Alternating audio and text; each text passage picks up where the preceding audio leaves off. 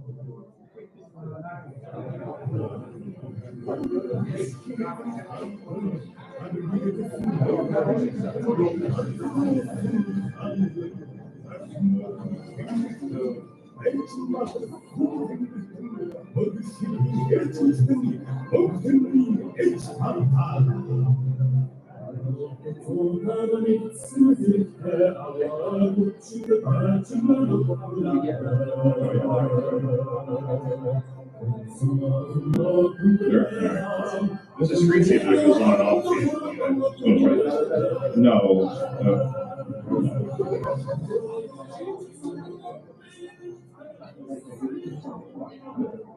No, this is the 20.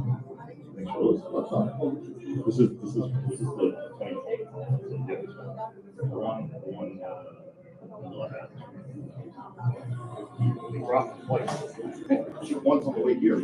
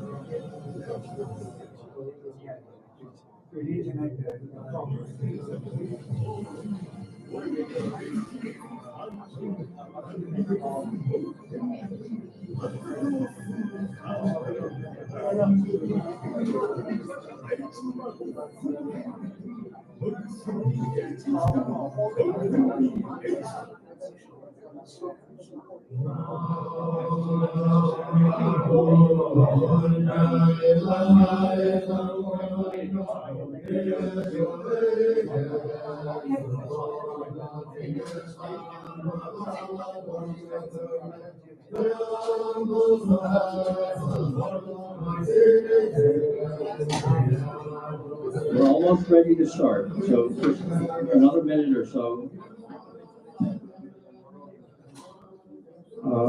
People are running on Mongolian time, so you know this is to be expected to some extent, but we don't want to run too late. We've got a really full packed program today.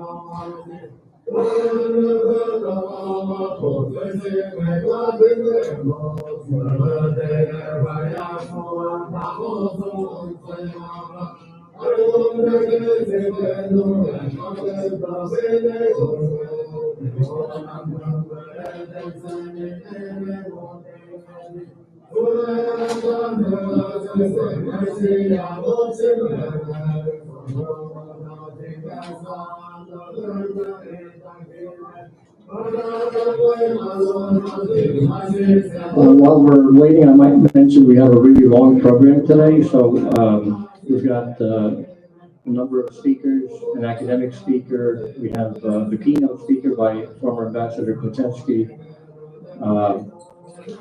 We're going to have the MACA annual report. We'll have the cultural segment where we have song and dance from different Mongolian groups. And we'll have dinner, so there'll be some traditional food. And then after dinner, we have a special film, and the producer and the director of the film will be here. The film is called Tomorrow, Tomorrow, Tomorrow. It's about the experiences of an orphan boy in Ulaanbaatar. And the director has agreed to stay after the film to answer any questions we might have. And then afterwards, we'll have a small reception for the director, and then we'll break. So all of you are welcome to stay for that.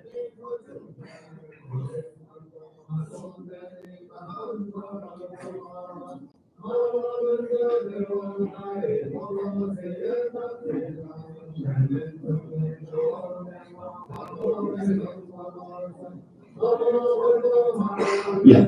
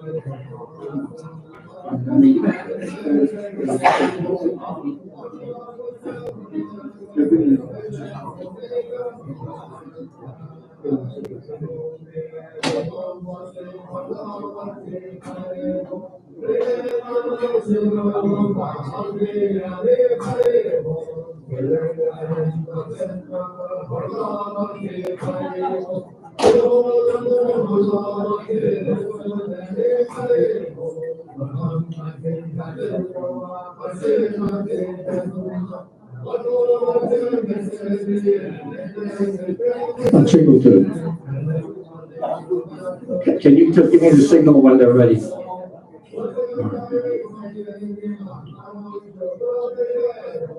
Slight delay. The ritual participants, are still preparing, so they should be ready momentarily. As soon as they're ready, we'll start. No.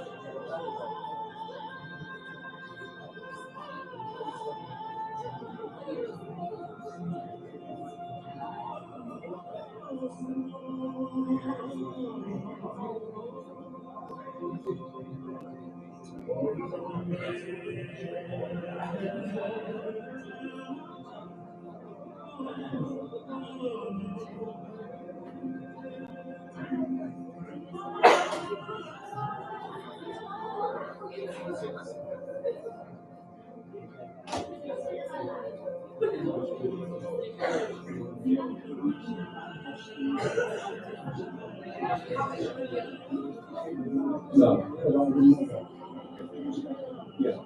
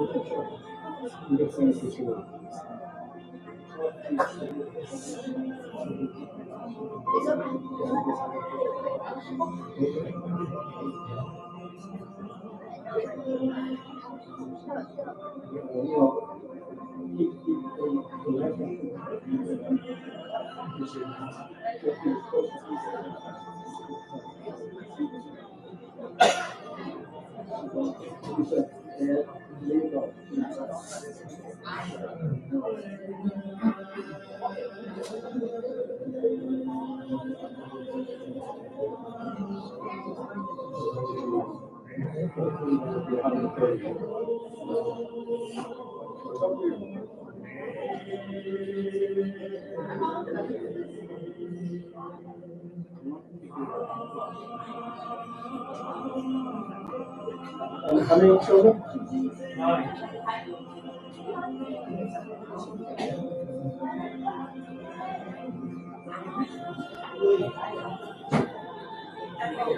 Very sad.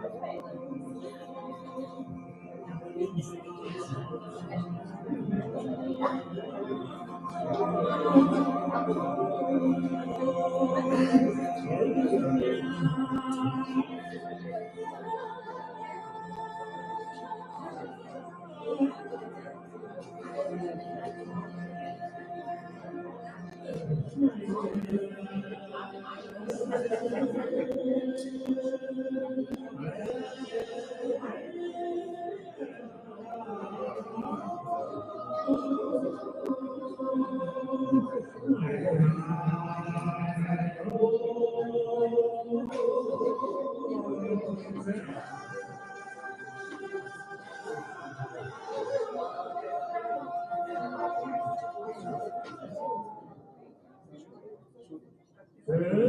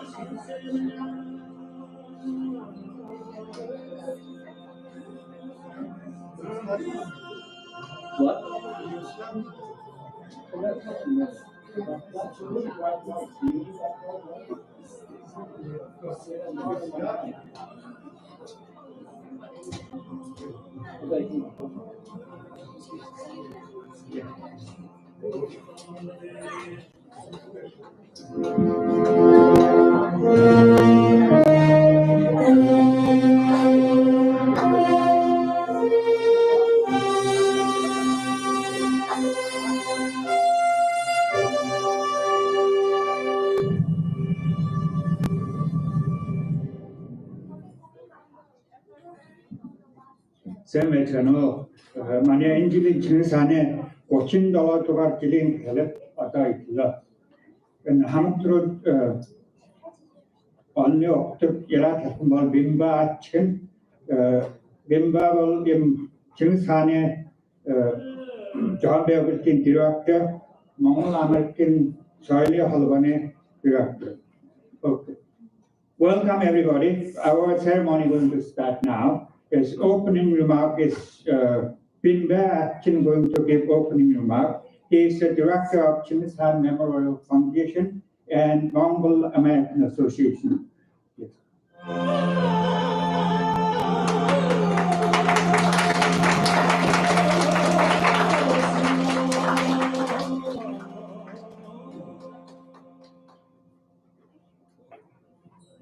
Samaro, Mende, and greetings to all in attendance. I'm happy to welcome you to the 37th Annual Chinggis Khaan Memorial Ceremony. We are honored to have the former ambassador to Mongolia, Michael Klichevsky, and the current ambassador to the United Nations, Mr. Onkbayar Nyamdorch, here in attendance with us today.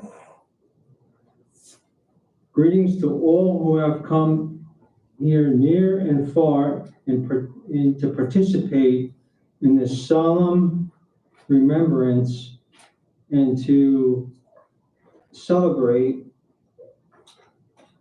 our heritage and our Mongol culture. We are proud Mongol Americans who are not only proud and thankful to be a part of the United States of America, the greatest country in the world, we are also deeply proud of our ancestry and our noble Mongolian cultural heritage. This gives us a unique perspective of understanding and appreciating American culture and also our Mongol culture, kind of the best of both worlds.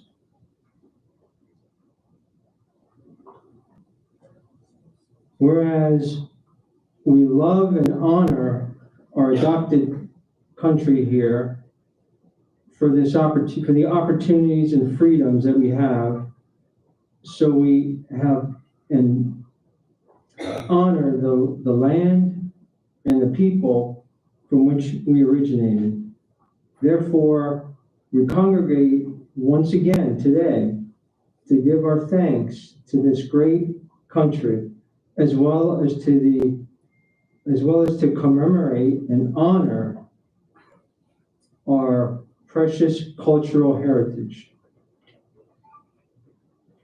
We ask for the blessings of the eternal blue sky, Mont Tengut, and to ask for the spirit of Chinggis Khaan to be with us here today for this ceremony and for his blessings.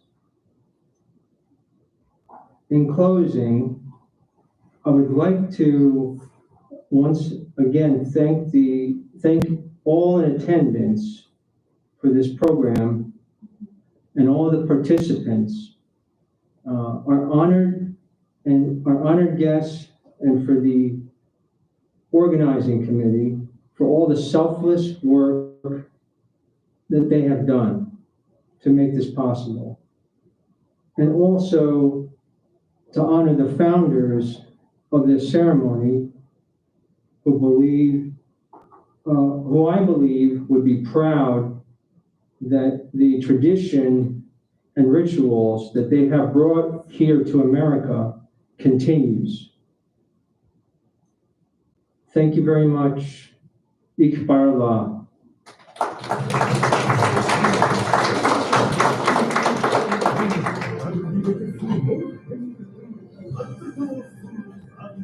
Next, I would like to ask everybody stand up for 30 seconds for memorizing our founding members of Mongol American Cultural Association.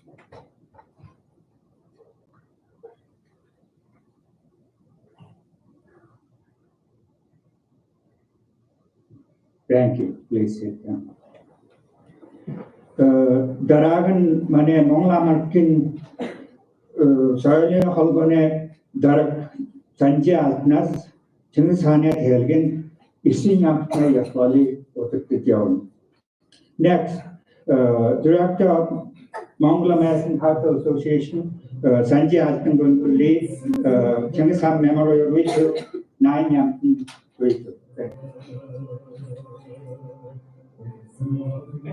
Thank you, Tulu. Okay, so a few words about the Chinggis Khaan Memorial Ceremony.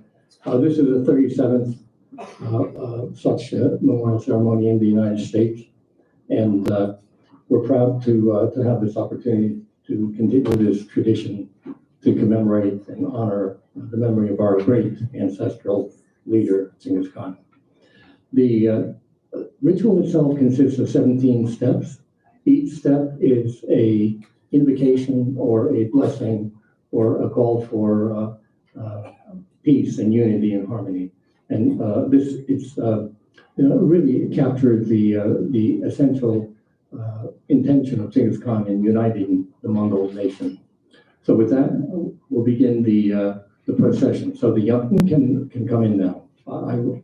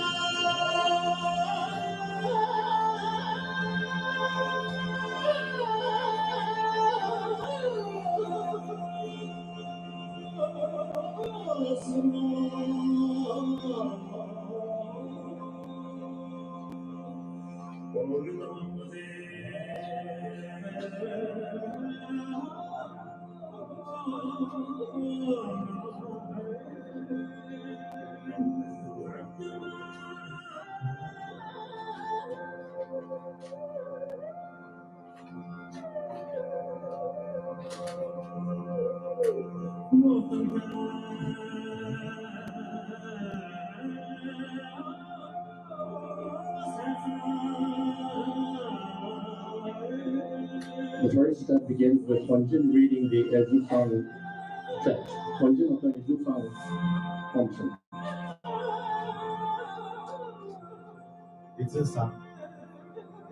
Hunjin of the function. Omsang Amatan Botoy. J. Sotobog Chinggis Khaan, Uchin Hatni Hamtar, Zayat to Shmuk Sister, who there by Sat Song Sire. I don't that is the words of Satin moved away. Song am Kurtzing Deni Dej, Suni am Kurtzin, Ashani Shivet. She's either kitchen within Takanabit. J. Bog Chinggis looked to where I don't know if that's out. Matango Hatam Sakin Sire. Batash Quid Hero, but chosen Sire. Hamamata, Hayatan show, Hamtam with whom he Hockey has.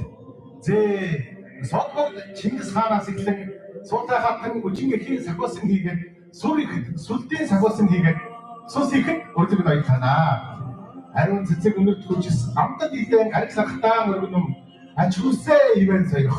Аштын амгалан хайлан сойрохоо.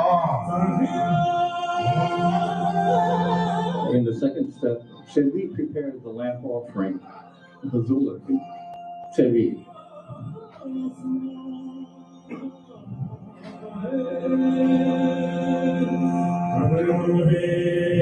And Jonah makes the actual offering.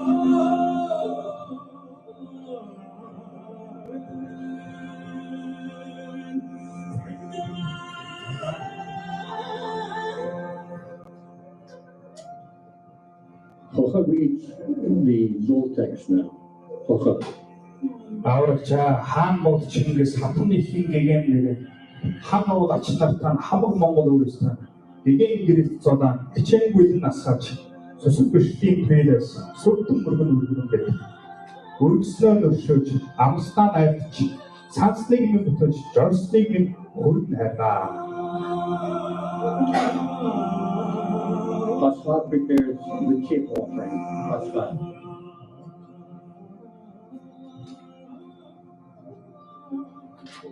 That's by our.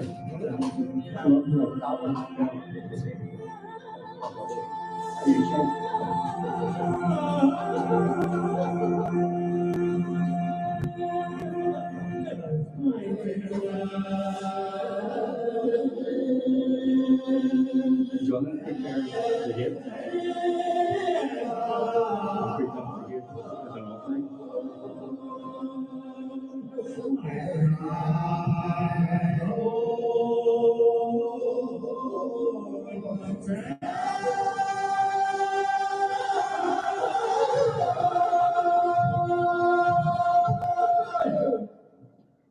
Hunjin now reads the kid text. Hunjin.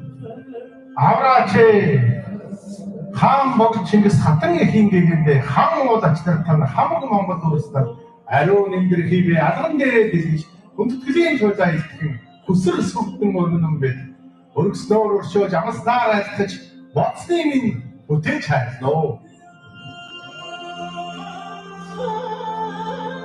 Tuvi now prepares the wine offering.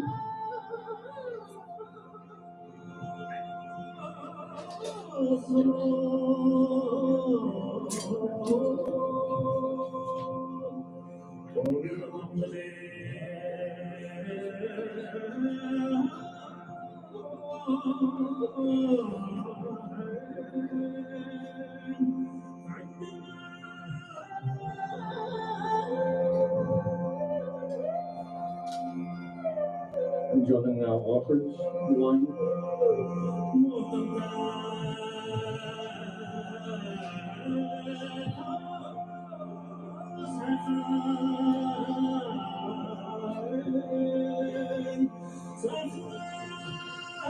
Coca now reads the wine text. Coca. 아우르자 한국 칭기스 하프니 흰개겐 한국 아치다탄 한국 몽골 우르스탄 오슨 사람에 대해 오락슨 바라나신 삭긴 대전 그체구든 누르는 배 우르스테이만 자우 암스테이만 아이트모 아따들이 있단 도로서 아픈 조라데 탐 나가서 오중 버스가 있단 많아서 오가 받은 티탄 사태서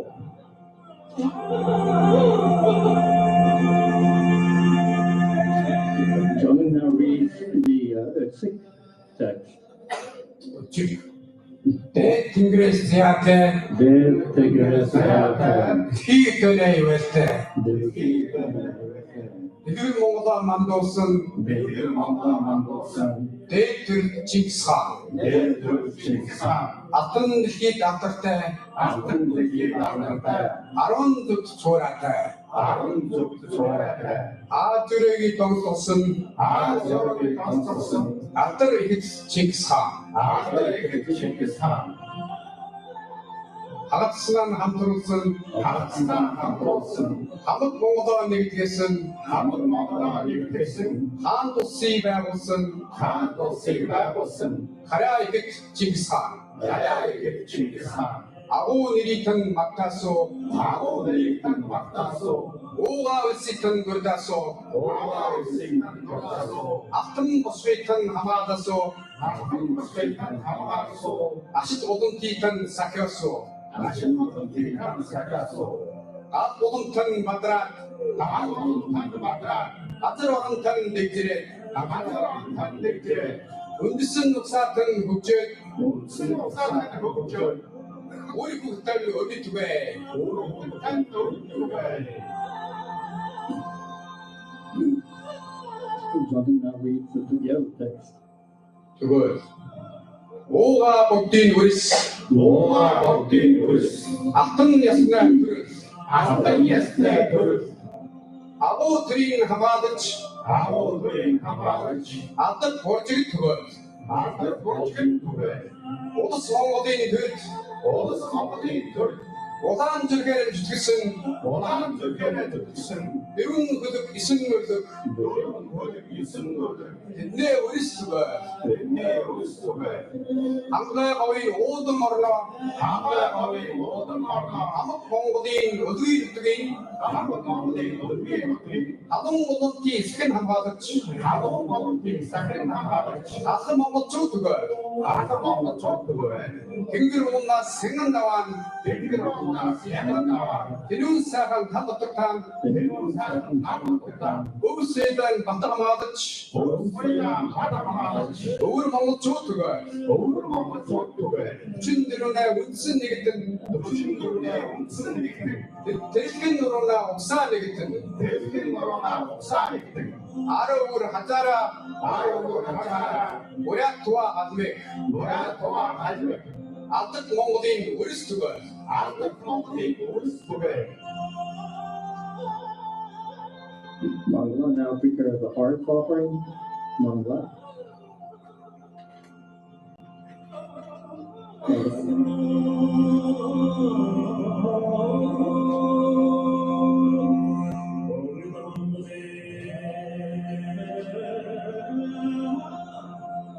John makes the hearth offering.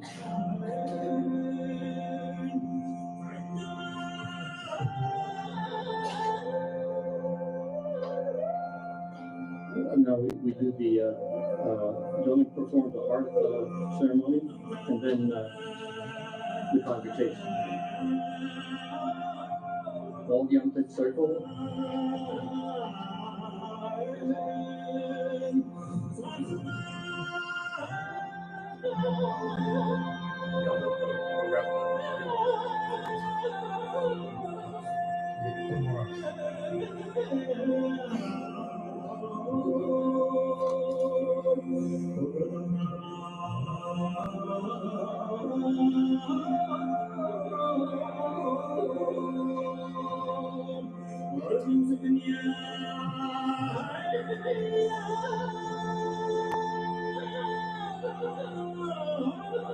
자, 저도 막또 도핑 기분은 제가 한번 우리스카네 하늘지에 있게 받아다 나도 채다 하늘지에게 한번 우리스카네 훈 시간 소리가 호레 호레 호레 에이루스민 에이치도 에이타우 에이부훈 호레 호레 호레 John now reads the convert text. Oh, I'm sorry. You have to return the arrows now.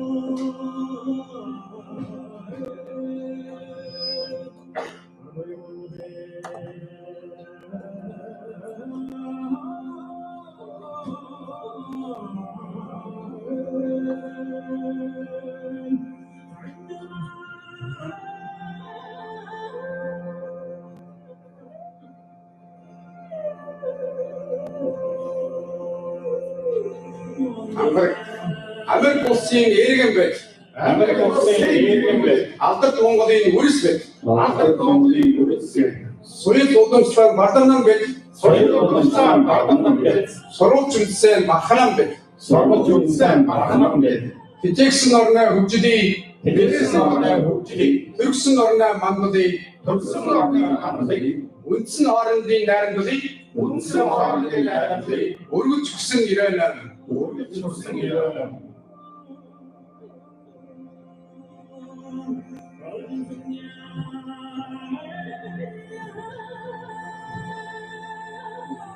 Алан гоагийн 5 хүүхдээ, Алан гоагийн 5 хүүхдээ,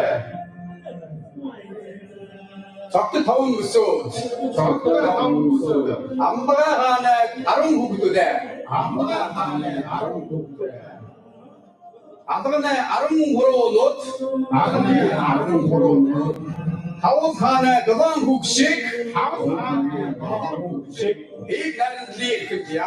их найрамдлыг хэрэгжээ. And that concludes the ritual ceremony itself, and the Yamkin can proceed out now.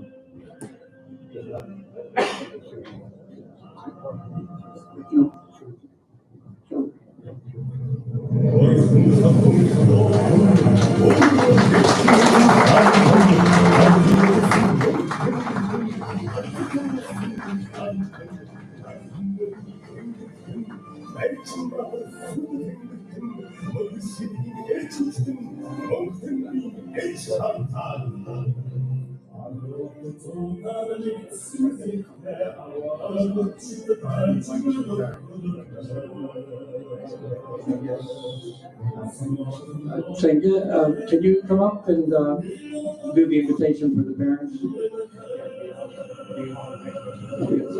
Okay, so yeah, we're going to have now the children's homage. So any parents who have children, you can be part of it, and the children will come up and pay homage to Chinggis. Oh, no, Puktuti na tahun de cookie na. Chinggis Khaan de cookie. Yeah. Chinggis.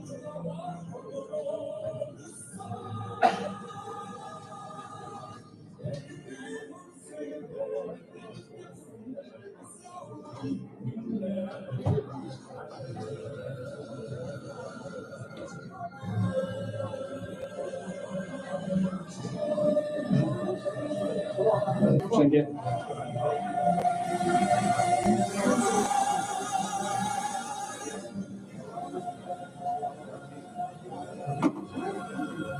Okay, so this is the first session of the children.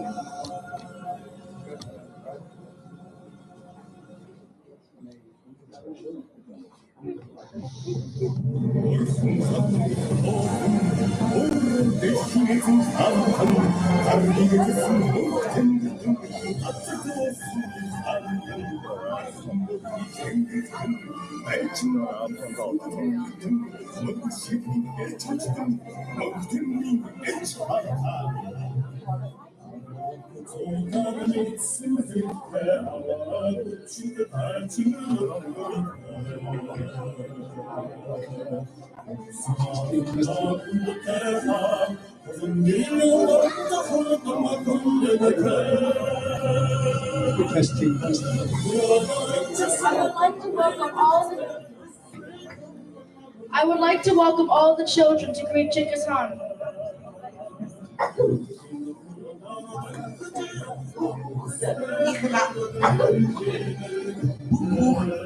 Bu hukudu ikhana murkut orjana.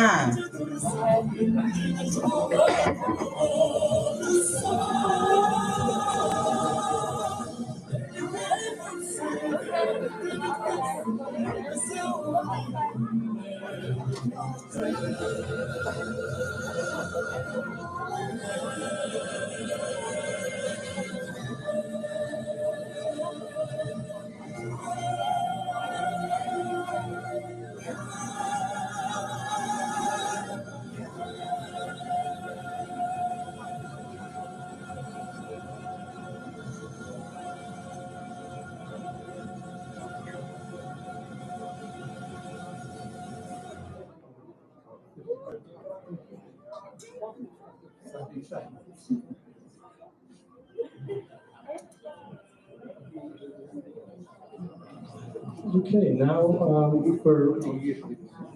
honored to have a few words by Ambassador Huntway, who will express some greetings on behalf of the mission staff.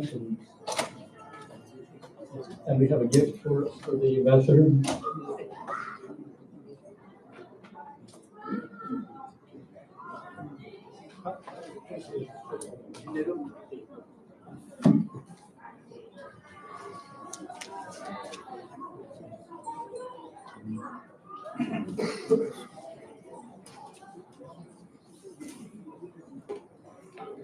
자, 타학군 삼백찬호 미니비 안코에 비중가마 모두로서 스닉촌스네와 건데 저와 반응을 드리듯이 hello everyone.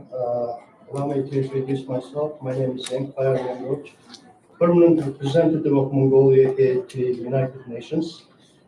Let me say a few things in English and with the translation, since here we have fellow Mongolians. And let me start by saying that Mr. Ahtunsanj and distinguished representatives of the Mongolian communities here in New York area, dear brothers and sisters, and dear friends and honored guests. Ноён Ahtunsanj New York хотын монголчуудаа элэгнэх дахин дүүсээ эрхэм хүндэт найс нөхөд хүндэт очдоо. I'm very pleased to join you all today in celebrating the great Chinggis Khaan Day, a day that holds profound significance for Mongolians around the world.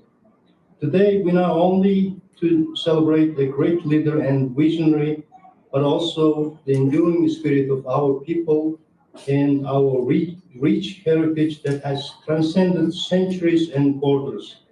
Өнөөдөр та бүхэнтэй хамт дэлхийн монголчуудын хувьд чухал өдөр бол агуу Чингис хааны өдрийг тэмдэглэж байгаадаа туйлын баяртай байна. Өнөөдөр бид алсын хараатаа агуу өдөртөгчийг тэмдэглэж зогсохгүй олон зуун жилийн турш олон улс орныг хамарч ирсэн ард түмний маань баялаг өвөлмжлөлийг тэмдэглэхээр цуглаад байна. Chinggis Khan was more than great leader. He was unifier and strategist who valued wisdom, diplomacy, and inclusiveness. His vision went beyond the boundaries of the Mongol Empire.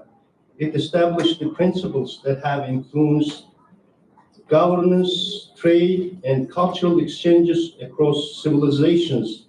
Today, his legacy reminds us of the values of unity, resilience, and respect for diversity. Chinggis Khan бол агуу өдөртөгчдүүдээр цэцэн ухаан, дипломат ур чадвар, хүртээмжтэй байдлыг эрхэмлэн нэгтгэсэн захирагч стратегч байлаа. Түүний алсын хараа Монголын эзэн түүний хил хязгаарыг дэлхээс гадна засаглалын шинжилэл, худалдаа, соёлын солилцоог хөгжүүлж, хүн төрөлхтний түүхэнд үнэтэй хөв нэмэр оруулсан соёл иргэншлийг бүтээсэн юм а. Өнөөдөр түүний үлдээсэн өмнө бидэнд эв нэгдэл, төсвөр хадуужил, олон янз байдлыг хүндэтгэх үнэт зүйлсийн ач холбогдолыг дахин сануулсаар байна. As we gathered here, thousands of miles away from our homeland, we recognize the importance of our heritage and the strength of our community. It is heartening to see so many Mongolian ethnic groups united here, not only to honor our shared history, but also to foster a sense of unity that transcends geographic distance. Your contributions here in the United States as proud Mongolians serve as a bridge between our heritage and diverse and vibrant society we live in. Бид эх орноосоо хэдэн мянган биеийн асууд энэхүү онцгой өдөр цуглан өв соёл хамт олонныхоо эв нэгдлийн чухлыг онцлон тэмдэглэж байна. Монголын олон үндэстэн ястнууд бидний хамтын түүхийг дээлж газар зүйн байршлыг үл харгалзан эв нэгдлийг төлөвшүүлэхийн төлөө энэхүү нэгдэж байгаа нь гайхалтай. Америкийн нэгдсэн улсад амьдарч буй монголчууд та бүхний оруулж буй хөв нэмэр нь бидний өв уламжлалд янз бүрийн төлөөлөлтөөр нийгэмтэй холбогдох бүр болж байна. Let us celebrate today not only by remembering the achievements of the Chinggis Khan, but also looking for the future. Let us work together to pass down our traditions and language and our values to the next generation, so they too can carry forward the strength and the wisdom of our heritage. Chinggis Khan-ийнхаа суу алдрыг дурсхийн зэрэгцээ ирээдүгээ чиглэсэн өнөөдрийг хамтдаа тэмдэглэе. Өв соёл, хэл, үнэт зүйлсээ culture 우리는 우리들이 그 우리들의 нэгэн сэтгэлээр зүтгэсгэе. Thank you for being here and for your dedication to our shared culture and for honoring this important day with your presence. May the legacy of Chinggis Khan continue to inspire us all. Энэ бүлцэн гэж бидний хамтын соёл хүндэтгэлтэй хандаж энэ хүч боловсрыг бидэнтэй тэмдэглэж буй та бүхэнд талархаж байна. Chinggis Khan-ы агуу уламжлал бид бүхэнд урам зориг хүч чадал хайрлах болтугай. May we celebrate this important day together in unity. Thank you for your attention. Энэ чухал өдрийг эмнэглийн доод тэмдэглэж байгаа баяртай байна. Та бүхэнд баярлалаа.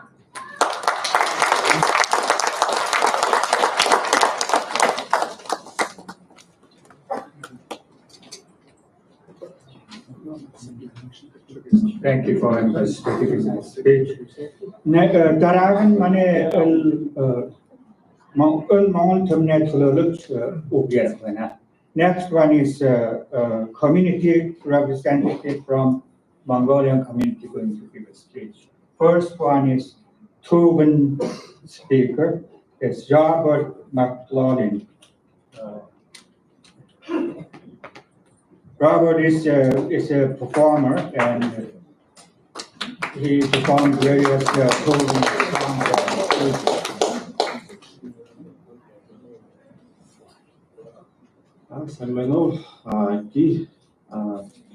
My name is Robert. Sorry, it's been a while since I've been at this event. I had sort of a bit of a hiatus because in about 2021, after my second visit to Tuva, I decided to move there, and the timing was not exactly ideal because I got there in about November 2021, and then by February, Russia had invaded Ukraine, and I was technically really the last American living in Tuva, and Tuva is very small, so the FSB doesn't have a lot to do, so they tend to look very closely at foreigners. So I made my very quick exit out of there.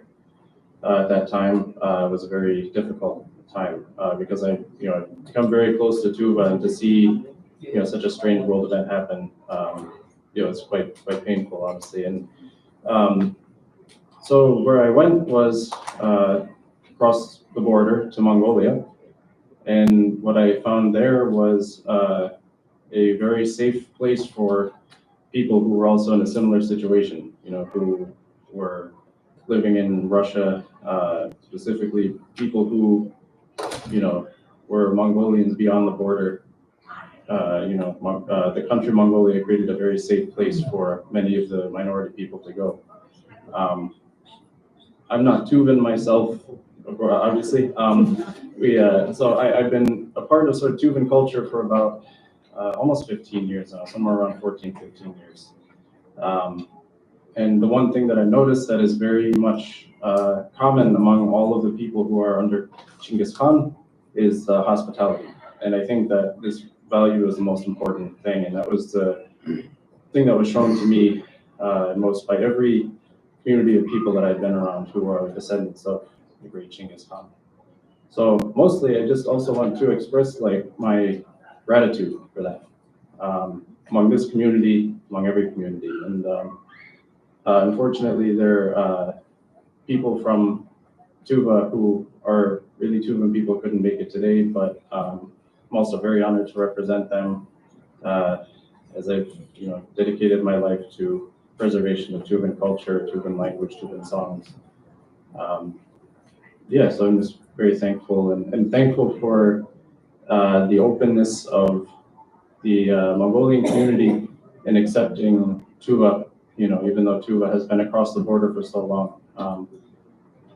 It's quite an amazing thing to see, and I guess really the one thing we can hope for is that at some point maybe the borders won't matter so much anymore, and that we can all be as they're meant to be, So thank you.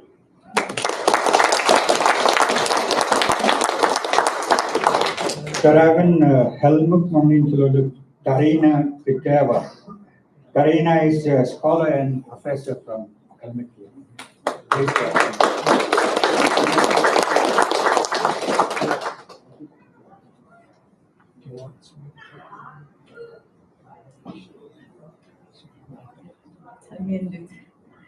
Bir halmuk tamçasırsın, halmuk tamçasırsın, halmuk.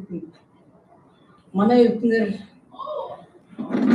Mongol eknotası, salat, mühet, Evropa, pirat, halmuk tamçan toptağa, dörün zunjil bojana. Mana ergen tıkıolur, ondan kilte, ondan şaçta, soyulta. Bütün Evropa'da kansın Mongol kilte olsaydı. Doğarın sön bolu için. Bütün ikulstu şimdi sungoydun. Mongol kilerin kileverdin ömüdün. Burgun şacıdan süte vernemedin. Zang versen dere vernemedin. O da endirke bocakı sahın, şunda oldukça. Diyemi Chinggis Khan'a taliği. Bocakı yürü yoldu, yer onçta. Yunga dikhle ene Chinggis Khan madnigde Mongol usuga nigdul jahat yungi.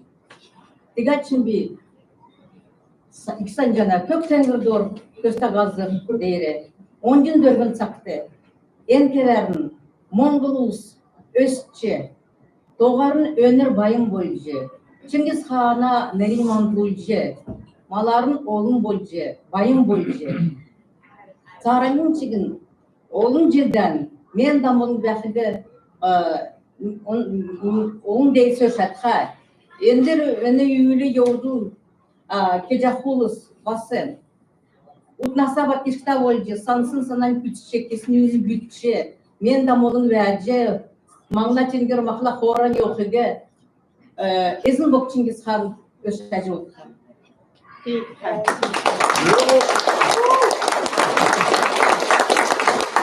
So I'd like to give a very warm greeting on the occasion of the 37th ceremony. She said that she was representing the Kalmyk Mongol community and mentioned that that the Kalmyks came from Central Asia, became part of Europe, but despite being part of Europe, retained their culture, retained their religion, retained their traditions, and she gave a very warm congratulatory message on this occasion that blessings and benedictions to all who were part of this event.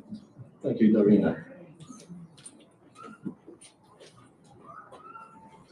Daragın Burat Mongolin Tololukçu Teniçi Ayırıp Ayırıp Burat'ın son gen kasısı Tervalı Mero Horçin Ayırıp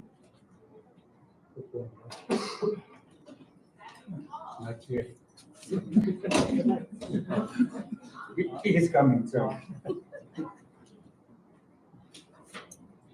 Mero Hortalat Milut Kochadiluchil Publicity, right? Or the children.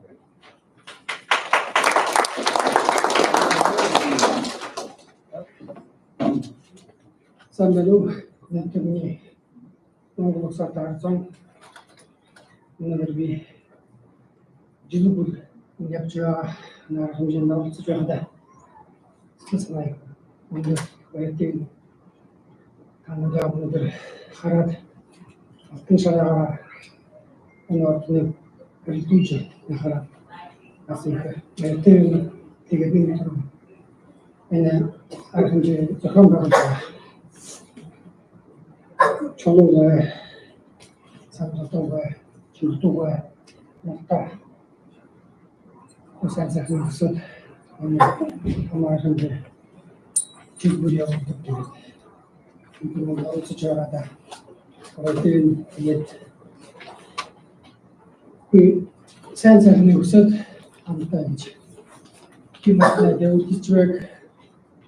And second can only sort of teacher of the Grace and Casa Hovazer. Something for the Columbia South Pitch will go there on the which exactly activity та бусаар хөнөө болдроо гэж хөнөө болдог мохой бисэрнэ. Тэгээд хормаа биднэ өөрийгөө иднэ ашиглахнэ гэж яах юм болдроо. Арга хормаа биднэ үед мөн өхөр моднэ гэж яах юм болдроо. Тэгээд өнөөдөр нэрээд нахэнжээ. Цэханыхаа загсан захаагийн автын үргэлжлэлтэй дамжуулж явж байгаа насны сайн урагшаа өчгөн өдрөө тэгээд үгүй сэтгэл санаандаа байсан би хөрхтэй хүмүүс хөлөмгөө мөн хөрхтэй гэж тэгээд марухараа айднаа баярлалаа.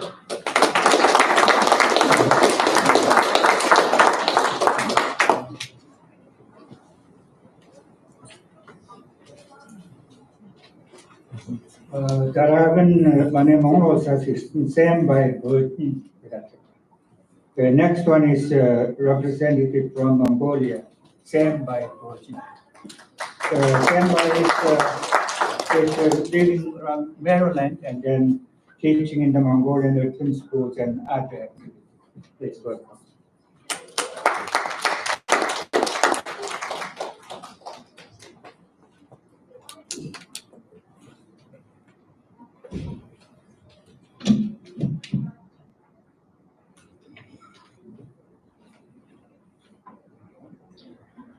Honored elders, respected guests, and dear friends from our Mongolian communities.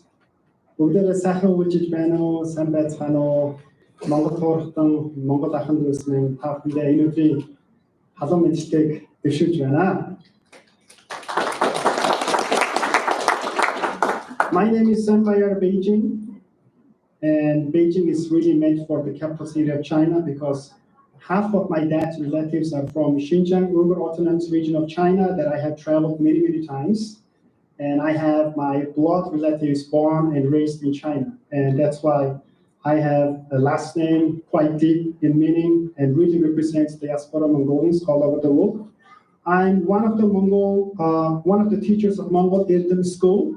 And can I see all the Mongol Irdim School kids and teachers, please? Mongol Irdim School. So I am one of them. Today we gather to celebrate the 27th Chinggis Khaan ceremony, which has been almost 4 decades, which is unbelievable. It's a very, very important day to celebrate. And because of COVID-19, definitely we skipped a few times. However, it's my honor to come back after maybe 6-7 years, because I was here about 2017 or 18, one of those, and then it's my second time here. Chinggis Khan ceremony, a moment to honor a leader whose legacy continues to inspire unity and strength, not just for Mongolians, but for the world. Chinggis Khan was more than a conqueror. He was a visionary who understood the power of unity and inclusivity, which is a very, very important word for Americans, the West. In any country that want to prosper, the word inclusivity is a very important word, which our leader Chinggis Khan practiced it perfectly in his time.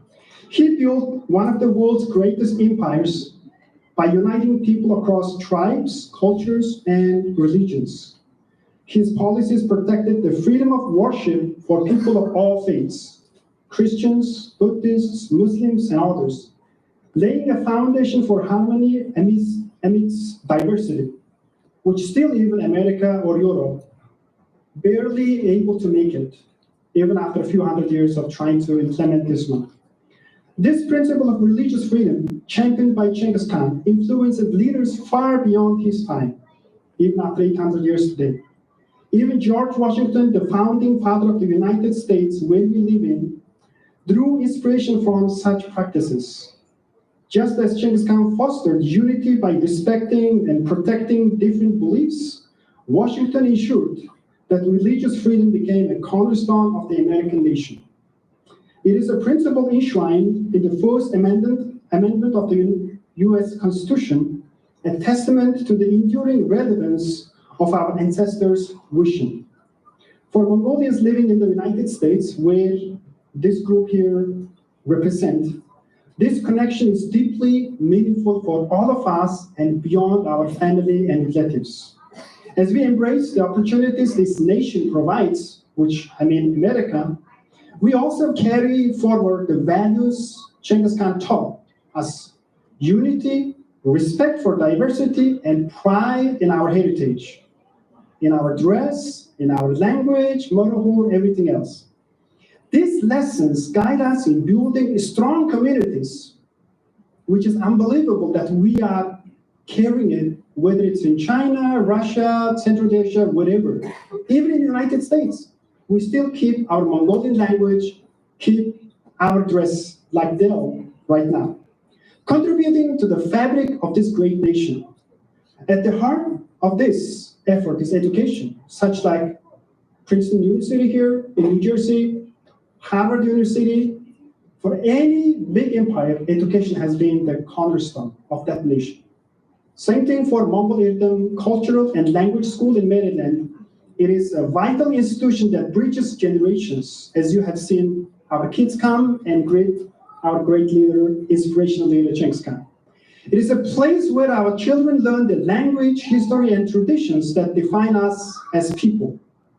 Mongol helps our youth understand not only the pride of being Mongol, but also the global significance of our heritage. Through its programs, Mongol instills the values of unity and resilience in our children, connecting them to the timeless legacy of Chinggis Khan and the shared ideals of leaders like George Washington. It reminds us that while we honor the past, we're also building a future where our identity thrives and strengthens the communities we are part of. As we celebrate today, 37th ceremony for Chinggis Khan, let us recommit ourselves to unity as we see here how many colors, how many ethnic communities come together under one roof. Among Mongolians across the world, within our communities here in the United States, by supporting institutions like Mongol which you can go our table very soon, we ensure that future generations carry forward the lessons of strength, pride, and inclusivity that Chinggis Khan and leaders like George Washington exemplified. Together, we can continue to honor Chinggis Khan's vision of a united and strong people, while contributing to the principles of freedom and diversity in the nation we now call home. Thank you so much.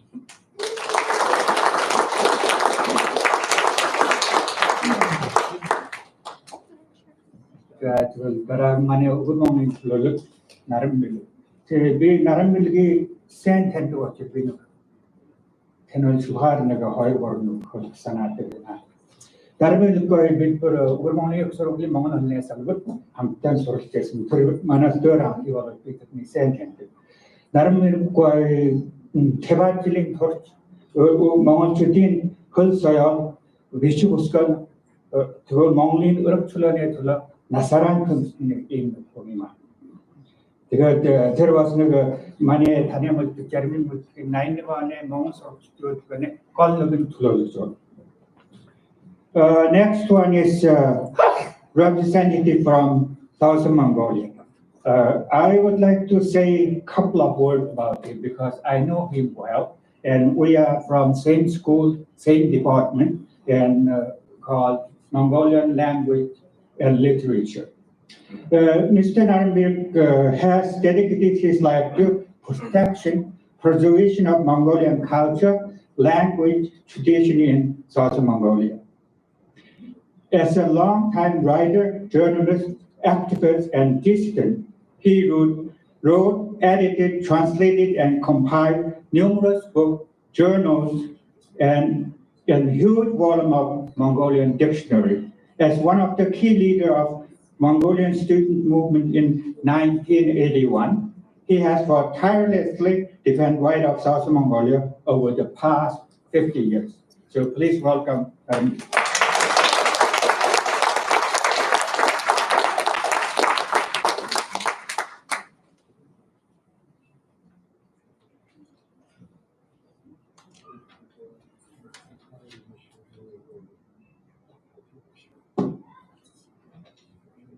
бүхэн амрыг ийм жин санааг дахилгээд Америк улсад олон жил зохион байгуулж ирсэн эрхэм мөндөд хүмүүстэй чин сэтгэлийн талархаа илэрхийлье. Өнөөдөр Монголд бид шинэ чанарт сорилттой тоглосон нөхцөл байдал хаандаа дахилга өгөх байна. Бид бүхэн Монголоор мал явахын тулд дэлхийн номын үндэстэнтэй мөр зэрэгцэн орчгийн тулд Чингис хааны авгаа ирс алтан сургуулийг ахин санаж оюун санааны дундаж уурхаагаас нь хүч чадал сүг сүлдэр авч өөрсдийн цэлгэнхийг мартах ёсгүй. Монголчууд бид жил бүр хаандаа дахилга өргөж өчил өчид өвдөр шаслал явуулдаг нь хааныхаа нэр зэрэг бидэж батаахгүй. Улам тусаад өхөр үл шингших, өөхөн тусаад нохоо үл шингших, өөдгөө өхөнт дараа үр хавчах болохгүй гэдэг нь андгаа тангараа илрүүлэх явдалтай билээ. Хаандаа өрөх хамгийн сайн тавилга бол монголчууд хоорондоо нэр өвтэй байх. Уг учраа бүрэн ололч сэтгэл санаагаа нөхөх их төр сэтгэдэг байх. Сэтгэлийн хөлөөр нөхцөж андын журмаар хамтран ажиллах соёл уламжлалаа мөн хатгалах явдал юм аа. Хааны минь зовд төссөн бүтэц хүмүүс нь ариун намтар дөөд бүтээсэн нэг үйлсийг Монголын нууц тацаан хэмээх ариун сударт тэмдэглэсэн нь бидний ирээдүйн галт замыг урдаас дааж чөлөөсөн ач холбогдолтой. Хаанаа дурсан хөр тэр судраад байн дахин уншиж түүнээс адил харж ёстой. Интернетийн чанарт монголчуудын ахуй байдлын тухай мэдээлэл ялангуяа өвөр монголчуудын тухай мэдээлэл дэлхийн нийтийн санал сонирхлыг өдөр төрмөнөөр хүрч Чингис хааны өр удмын хав тавилан олонний анхаарал өргөнөөр өртөгдөж болж байна. Жишээ нь Монгол хэлэнд ямар асуудал тулгарч байна гэдгийг дэлхийд дахин мэддэг байна. Европ бас хоёр төвийн хэлийг явуул байсан Чингис хааны монгол хэлээр бид бүрэн бүтэн уламжлахын тулд ямар ч цаад байх хаш тооцрыг төвчин тоолох болно. Хэлэн аврах ажил дээр үр дүнтэй хамтран ажиллаад үүнээс хөнөө хөөж гэдэг нь харуулах цаг хүрч ирлээ. Монголын нууц тацаан дотор Чингис хаанаар удирдуулсан монголчууд яаж ажиллаж байлаа? Хаанаа дахиж байгаа бид өнөөдөр мөнхүү төвж ажиллаж чадвал ач тусыг болно. Сэргэн махна. Нийлэх, хамтрах, нөхцөх, эрхэм хүчээр нөгөө үлгэр жишээ товцооноос харж сурч яа. Ганцхан цагаан биш, гал молоно олноороо гараараа холбон зүтгэе. Хамтын хүчээр хийж бүтээсэн зүйлээр нь Чингис хаандаа өргөл болгон өвшин байя. Энэ жилийн харгаар бид Элдэнхан төлөө нэгэн тэмцээс нураалгийг нийт Монголдоо гаргая. Хөл соёлын төлөө, хүний эрхийн төлөө магнын үлсийг олд орчно. Улынхаа үлсийг магнит гатлан урагшаан тэмүүлж зарлан цугаар. Хүн төмрийн хүчин дараа, их хааны суулаар Монгол үндэстэн мандан матрах болтугай. Баярлалаа.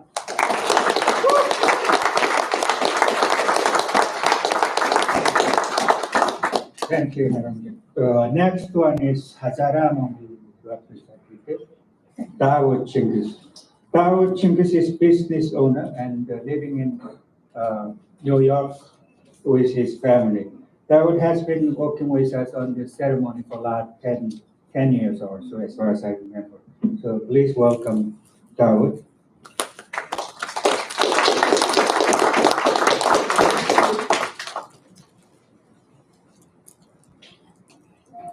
Thank you, Dr. Chulu. Ladies and gentlemen, as you know, my name is Dawood Chinggis. I'm luckily involved with Chinggis Khaan ceremony for the last 12 years.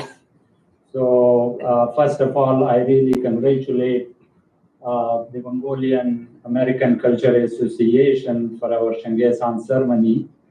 I really appreciate, and I'm really like sometime giving them a credit for how long they are working on this, 37 years. And their dedication, their hard work to combine us together to bring in one platform So not only to know each other, but to share information, to know about each other issues, problems, and all the celebration, happiness about our great culture and our great leader, our mentor, our Khan, Chinggis Khan, that is like something on the face of earth. It is amazing to relate yourself with Chinggis Khan, one of the biggest empire that he built from a small town. It is, of course, not easy, and it is a kind of, I would say, education. It is a subject that the entire world is still discussing, although it's not getting that much attention. But still, we are happy that we are Mongols. Beside this, as we always get together and share information, always we have some issues which are big, like we have problem for our Mongolian brother in China, that they have less representation, nobody's talking about them. It is not like properly addressed in different like world stage and political arena. But also we have problem for Hazara Mongols, Mongolian inside Mongolia, we have problem for Buria, Tuva, for all of us. I'm not going to talk in detail about all these things, but one thing which concerned me, one of our best friend, he got arrested and still he's in prison. Mukhbayar, he is one of the best dedicated professor in Ulaanbaatar, that he always worked for Mongolian around the world. So from this platform, I would like to request all of you to remember him, to talk about him, to discuss his issue, to approach any organization, any platform, any leader in Mongolia, outside Mongolia, to talk about him, to discuss about him, to help him as much as we can, because he was the one who gave his entire life, he dedicated. We are enjoying our life while, unfortunately, he is living in prison. So especially from this platform, I would like to request Mongolian government and Mongolian embassy to take this issue seriously and help him out. Like, he is not a criminal, he is a political activist. Always he talked about culture, about being together, about humanity. He never talked about anything that he deserved that treatment. Besides that, I really appreciate all of you that you are here, you listen to us, and we got together. Thank you so much.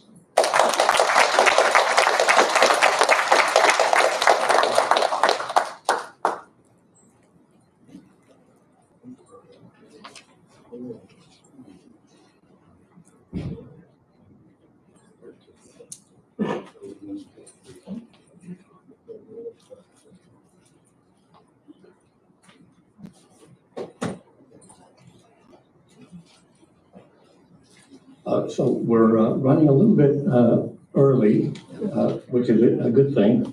But what we might do is to change the program a little bit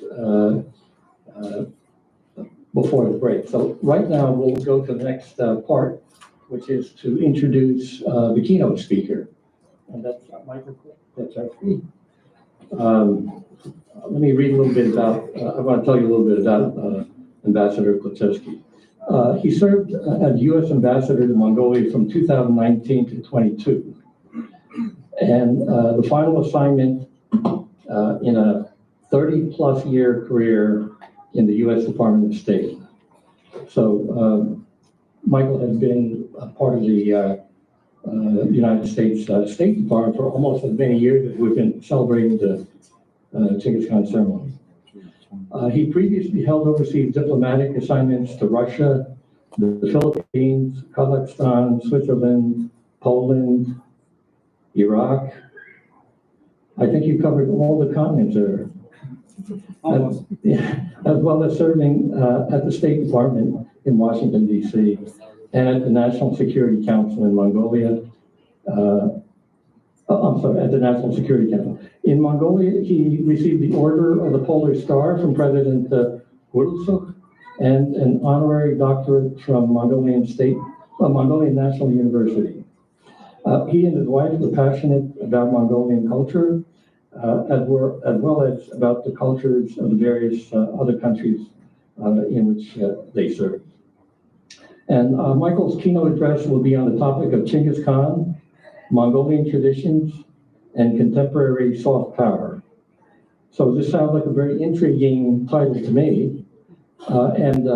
Michael has kindly agreed to stay a little bit after the talk and answer any questions if anybody in the audience would like to ask him anything. So with that, Michael. Thank you. So, and we wanted to just present you with yeah, so that's the Chinggis Khan silver medal. Oh my goodness! And this is a plaque.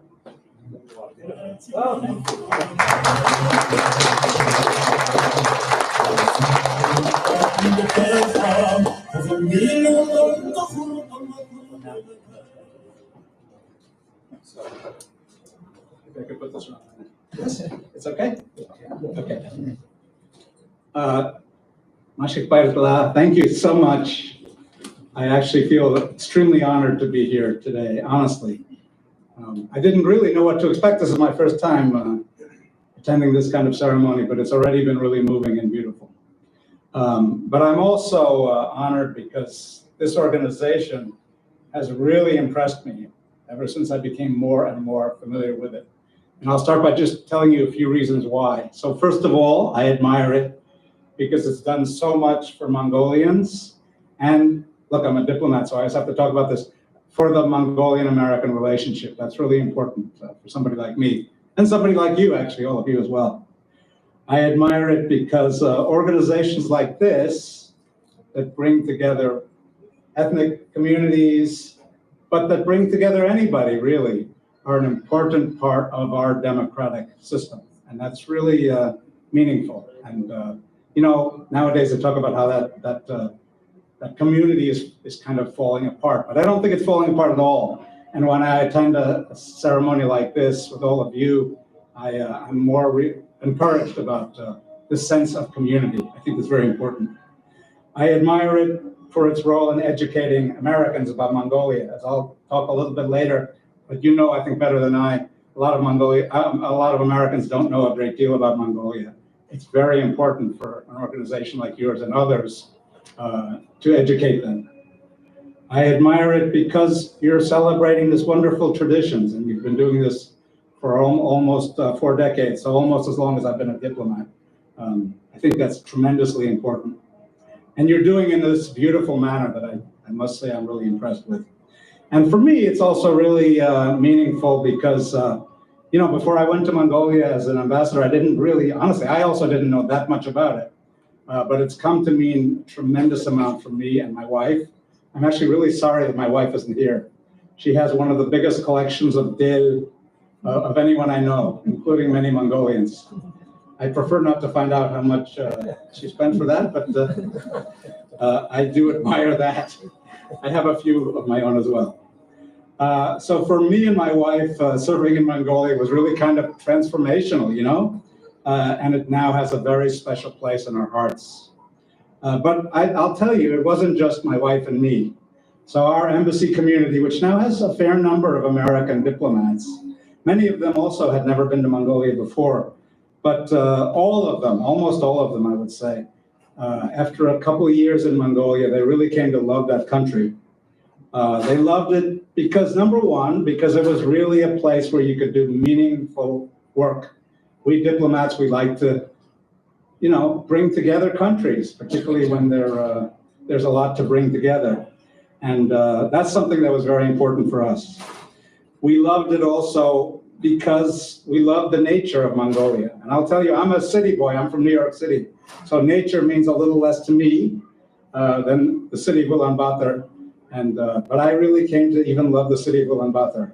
I used to go every weekend to whatever temple I could go to, and it was a really meaningful part of my life as well. And a lot of my colleagues, however, would go out into the countryside, and they would do all the wonderful things that people do in the countryside. And many of them would come back. They would visit some mulching herder somewhere, and they would come back always, gushing with enthusiasm for the hospitality of Mongolians. I think Robert made mention of that as well today. And we got a lot of joy and satisfaction from what I want to talk about now, and that is the history and tradition. Because for me, that was really, in fact, the most meaningful part of our experience in Mongolia, my wife and me, and even our kids. So that's why being here today to celebrate the history, the traditions, the culture, it's really very exciting. So history and traditions, I mean, every country has history and traditions, and they're meaningful in their own right as well. But I'm a diplomat, right? So having spent my whole career practically as a diplomat, what I wanted to talk about a little bit at least was how traditions and history have an impact on or play a role in a country's foreign policy and in the country's ability to influence other countries and other peoples. So we saw that, first of all, in the face of the long periods of domination of Mongolia by its neighbors. We saw in that period that the history and the traditions really were pivotal, were essential to Mongolia's identity. In other words, when they were controlled by other countries, they clung to that history and those traditions. And it was a tremendously important thing for them. And now that they are critical to preserving Mongolia's hard-earned independence, and that's what I'm going to talk a little bit about more in a moment. So you and the audience know very well what I'm talking about in terms of the importance of that tradition, but I'm very glad that we're seeing it today. For Mongolia, highlighting to the world its history and its traditions, as I say, is really, really essential. So from a foreign policy perspective, I like to think of it as this term that Sanj mentioned, and that's half the title of my paper, and that is this thing called soft power. Us diplomats, we know soft power. Many of you probably do too, but let me introduce it just very briefly. It's a really broad concept, and it has many, many aspects to it. But in its simplest terms, it involves how a country uses its influence and culture and traditions rather than using coercion or force or military means to achieve its goals in the world. So it's something actually quite admirable because it's a very peaceful way of carrying out your foreign policy. And of course, every country in the world has traditions, has culture, and every country in the world projects soft power, certainly. But I would say that for a country like Mongolia, soft power plays a particularly important role. And the reason for that is because Mongolia, as you very well know, has a very small population. And even more importantly, I think from this perspective, it has a relatively small army, to put it mildly. I think the estimate is about 10,000 active troops. So it obviously can't rely very much on that opposite thing called hard power, right? And therefore, particularly in the face of its two very hard power nations, that is to say, Russia and China. So it has to rely very much on soft power. And Mongolia has relied on soft power in several often creative ways. And I wanted to talk about that a little bit, particularly because when I was in Mongolia, it really struck me. And I've always wanted the opportunity, honestly, to bring my thoughts together a little bit and then talk about them. So this is an opportunity I hope you will appreciate, but I certainly do. One of these forms of soft power, which ironically does involve Mongolia's military, is the peacekeepers that Mongolia has sent to some of the world's real hotspots. When I was ambassador, I'll tell you, I always made a point of going to the airport to see off a new group, a new contingent of troops that were departing for some assignment, or to welcome an arriving contingent, wherever they were going or wherever they had just come from. Africa was a typical place they went to. Sometimes, especially in the early morning hours of cold winter nights, you can imagine this, on the tarmac where it's very windy, it really was cold. Fortunately, I had a fair number of cashmere sweaters, so it was fine. But I have to tell you, I always loved being there, as other ambassadors, American ambassadors, have also loved being there, doing the same thing. And I did, particularly because it was one way of expressing our embassies and the US government's support for something that Mongolia was really, really proud of, and that reinforced the country's image abroad. And by the way, interestingly enough, in its own funny way, going to the airport really drove home the significance of Mongolian culture and traditions that I've started talking about. And why is that? Because on that tarmac, inevitably, 1, 2, 3 troops out of a contingent were always carrying, in addition to their backpacks, I don't remember if they were carrying in their arms weapons, but they had their backpacks, lots of gear, but at least a few of them always had a morankur with them to demonstrate to other cultures and to show their own, and to share with their own, with their fellow troops, Mongolian culture. So that's one way in which Mongolia uses its soft power, and it's very effective and very well known. Mongolia also uses its peacekeeping role, the same role, in another important way that also involves this thing called soft power. And that is that every year, it holds its annual Han Quest exercise. I don't know how many of you are familiar with that. For us diplomats, it was a tremendously important ceremony and exercise, really. It brings together every year for the last 21 years, I guess that's the 21st iteration. It brings together troops. This year it brought together troops from something like 20 countries. India, China, Japan, of course the US was there, Egypt was there, many, many others.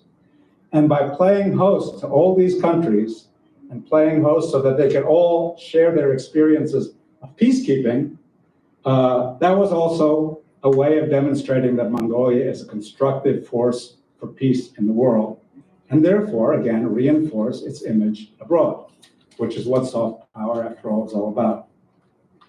So another way is Mongolia has used its political stance, and I sometimes describe it, I hope you'll agree, friend to all countries, enemy to none, to advance its soft power. And given this status, the reason that's important is because it offers its country as a place to bring together other countries to address the world's problems. So again, it's trying to show that it's constructive. It is indeed being constructive. And the most striking example of that, I think, is this thing called Ulaanbaatar dialogue. Sometimes we shorthand it and say UB dialogue, very commonly used. For 9 years now, Mongolia has invited representatives from the key interested countries in that region and elsewhere, including, of course, North and South Korea, and the US also is there, to meet annually to discuss the Korean Peninsula.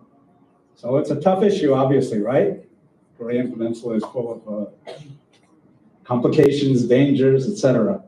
And some years, of course, the dialogue is more productive, and some years it's not as productive.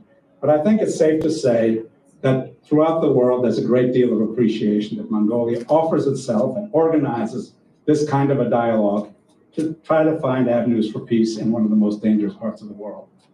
So these represent some of the ways that Mongolia has used its soft power. I think they're really important and really, I think the right word is impactful, right? And the bottom line message, why is Mongolia doing all this? The bottom line message, at least in my terms, is it's showing that Mongolia has a significant role and a constructive role to play in the world. So to put it another way, the world benefits from the existence of an independent Mongolia, and therefore keep Mongolia independent. I think it's a subtitle of this message. But for Mongolia, its history and its traditions also offer a wealth of soft power resources. And for us diplomats, I think the term for this is usually called public diplomacy. Public diplomacy essentially means governments using things like sports, culture, other stuff to convey their image to the rest of the world. All countries use these sorts of resources. So arts, as I say, sports, theater, just to name a few. And as I'm struck, because I have been ambassador there, the US government has long been sending cultural figures abroad, for example, to show that our country is rich in creativity and diversity. In my time as ambassador, funny enough, the most popular, I think, soft power cultural visit we had was from a group of hip hoppers that showed their skills, their art, both in Ulaanbaatar and I don't remember the other city, maybe it was Darhan, maybe it was Erdenet. But it was very, very popular. Often, usually, every government does this, but there are other ways of doing it as well. Sometimes that have nothing to do with the government. I'll just say, Taylor Swift, when she travels abroad, she's a form of soft power as well. It's not necessarily sponsored by us, but when people see Taylor Swift and love her music, they're also thinking to themselves, wow, the US is a really creative country. It really knows how to make wonderful music. So that's another form of soft power. Of course, this is something that countries tried to do in Mongolia, democratic countries tried to do in Mongolia, even before Mongolia became independent. But it was very difficult, obviously, to do because the communist authorities, I need not tell you, discouraged it. But even then, it's worth noting that Western influences were powerful, as I think many of you know. And I think the best example is something that is a statue that stands very near the State Department store in Ulaanbaatar, and that is the statue of the Beatles. They never visited Mongolia, but their influence was certainly felt there. It showed sort of this sense of a free spirit, and it was something I think that really drove the independence movement in its own subtle kind of way. So as I say, the monument to the Beatles, right in the center of Ulaanbaatar, is therefore, aside from many other things, a case study in the impact of the democratic world on an authoritarian system, and therefore it's another example of this thing that I've been talking about, soft power.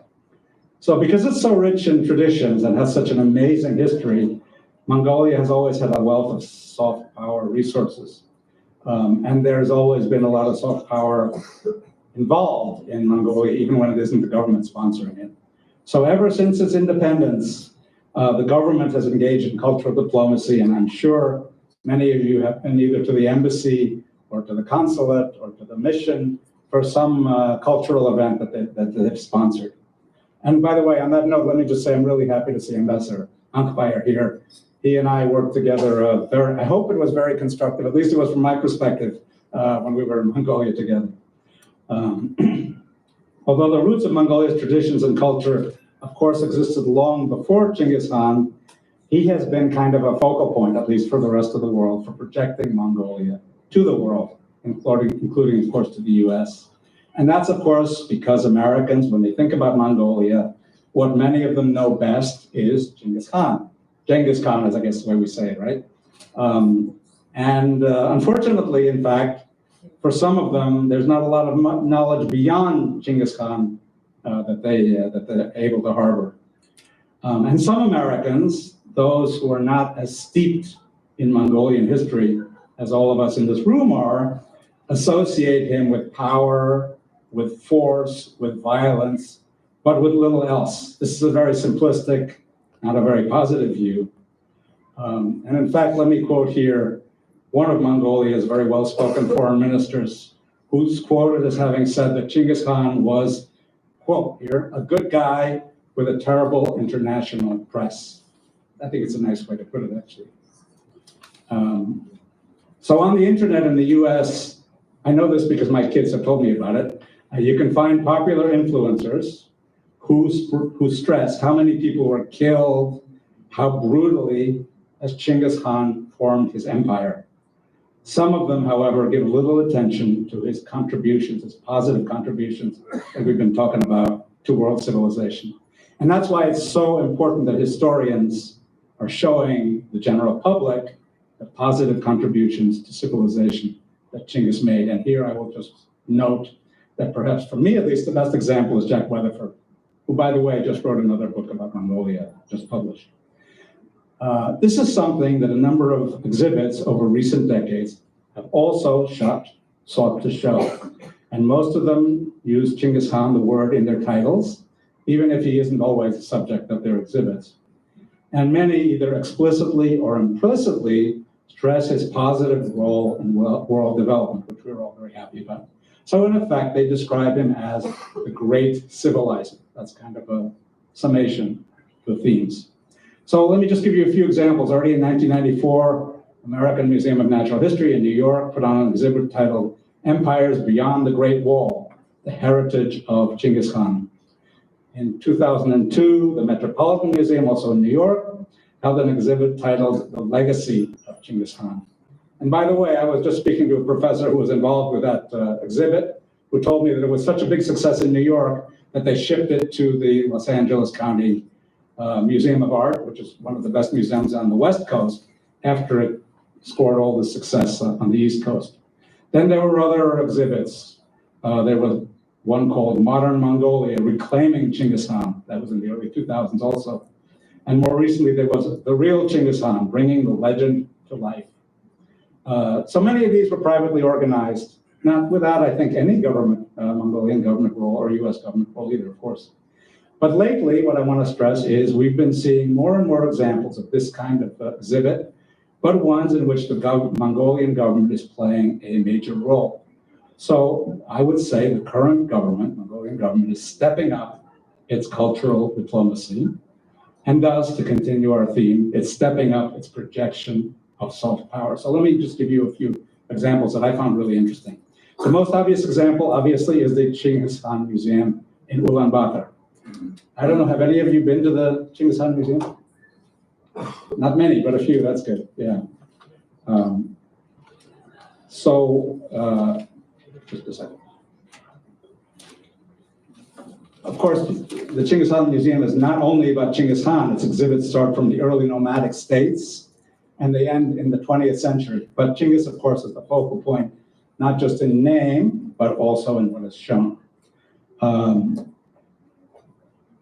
It was built amid a bit of controversy, as I think everything was a bit controversial in COVID times. But I have to tell you, from what I saw, it was tremendously impressive. And I do know that it's now a prime destination for tourists who are visiting Mongolia. I visited before it opened, but it was already, the finishing touches were being put on it. I was actually really sad that I had to leave Mongolia before the opening ceremony. It would have been really wonderful to be there. And it's a great example of soft power, which conveys both to Mongolians, especially from outside Ulaanbaatar, and to the whole world the significance of Mongolia's most important historical figure, but also kind of the richness of its history and culture more generally. So let me give you just a few more examples.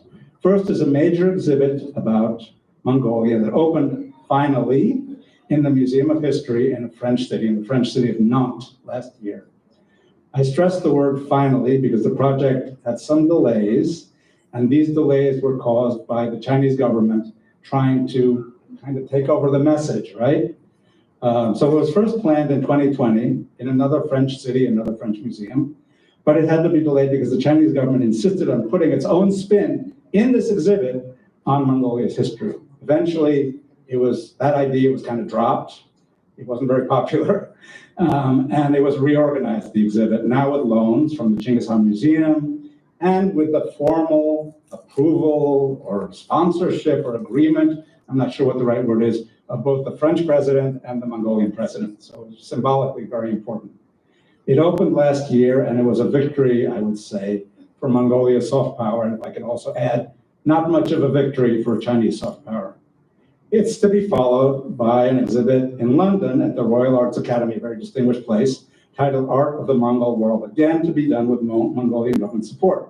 So last year, Mongolian Culture Minister Noming signed an agreement to this effect with British counterparts, and now the preparations are underway. After London, also in London, what has been described as the first Mongolian theater production of its kind to travel internationally on this kind of scale just took place. It's called Mongol Khan, and the story takes place long before the Chinggis era. My wife and I had the honor, the privilege of seeing it at the State Academic Theater, that beautiful, I think it's Pink Building, right? In Ulaanbaatar. And it was really a spectacular performance with beautiful music, beautiful decorations, and a nice theme as well. Like the exhibit, by the way, it also ran into problems from China when it was preparing to make its test run, because it was supposed to be test run in Inner Mongolia, but there were problems, technical problems, that maybe suggested the Chinese government wasn't too enthusiastic about it. Eventually, it was performed in London, and after that, it just closed recently, I noticed, in Singapore. I'm not sure what goes next, but it's definitely something worth seeing, so I do hope it comes to the US. And then, of course, I can't fail to mention another great example of Mongolian soft power. I already mentioned Taylor Swift, and that is the Who, which my wife and I got to know in Ulaanbaatar, and our son got to see performing in New York City.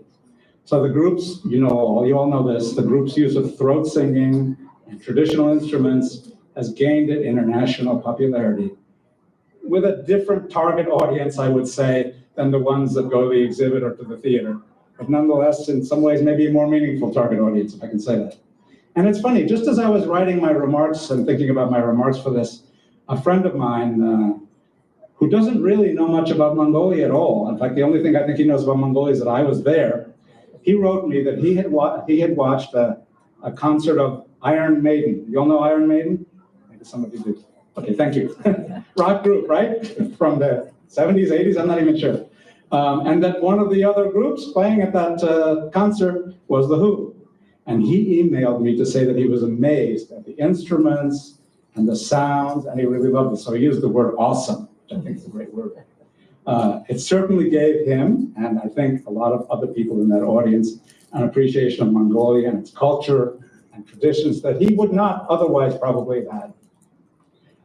So there's lots of other examples that are closer to home, and I just want to mention, because I am the president of the Mongolia Society, that one of those examples was very close to my home and my heart, and that is the Mongolian embassy asked us this year to have a panel of scholars talking about the Morin Hur. And we, of course, did it. We were very happy to do it. And I have to say, it led to some really interesting presentations about the Morin Hur, its structure, the way it's made, the sounds that come out of that instrument, but most importantly, I think, its cultural significance. So I think this is another good example, sort of on a more academic level, of this soft power that I've been talking about. So why have I been focusing on soft power all this time? I do so partly because it's become a really important concept in international relations and foreign policy. It was first initiated by a very distinguished political analyst named Joseph Nye. Joseph Nye is famous for a lot of other things, but I think maybe most of all for this, because he used two words, right, soft power, to encapsulate an idea that everybody knew about, but that really was never systematically studied. So that's important. So that's one reason. I do so partly because for a country like Mongolia, as I said, with limited hard power and surrounded by neighbors who have a lot of it, soft power is tremendously important. But I also do this partly because of my own experience as a diplomat in Mongolia and even elsewhere. Because I was always struck by the appreciation that Mongolians expressed for how much our embassy respected their culture. So we at the embassy, and me and my wife were tremendous enthusiasts of that, were always going to the theater, to concerts, whatever, as many cultural events as we could, Mongolian cultural events. We didn't do this because we wanted to project hard power. We did this because we loved it. We found it fascinating, we found it beautiful. And we always talked about it, by the way, on social media. We'd come back from some concert and say, wow, that was really amazing. The Mongolian culture, yet again, is convincing us of its glories. But, it's interesting the fact that we were appreciating it so much, it was really noticed by Mongolians. So people I did not know, I had never met in my life, would come up to me on the street in Mongolia. I had a reputation for kind of walking around on my own. They would come up to me and say, thank you for being so respectful and so loving of Mongolian culture.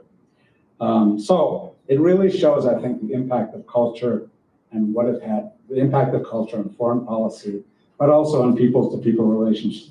And I'll just say this celebration today, therefore, I view it not just as an expression of respect for Mongolia's greatest historical figure and for the country's rich culture. No question, that's the most important aspect of it. But I think it also shows that the US, an organization like this in the US, also values Mongolia, not just politically, but for the contributions it's made to the world. And with that, I thank you. Thank you.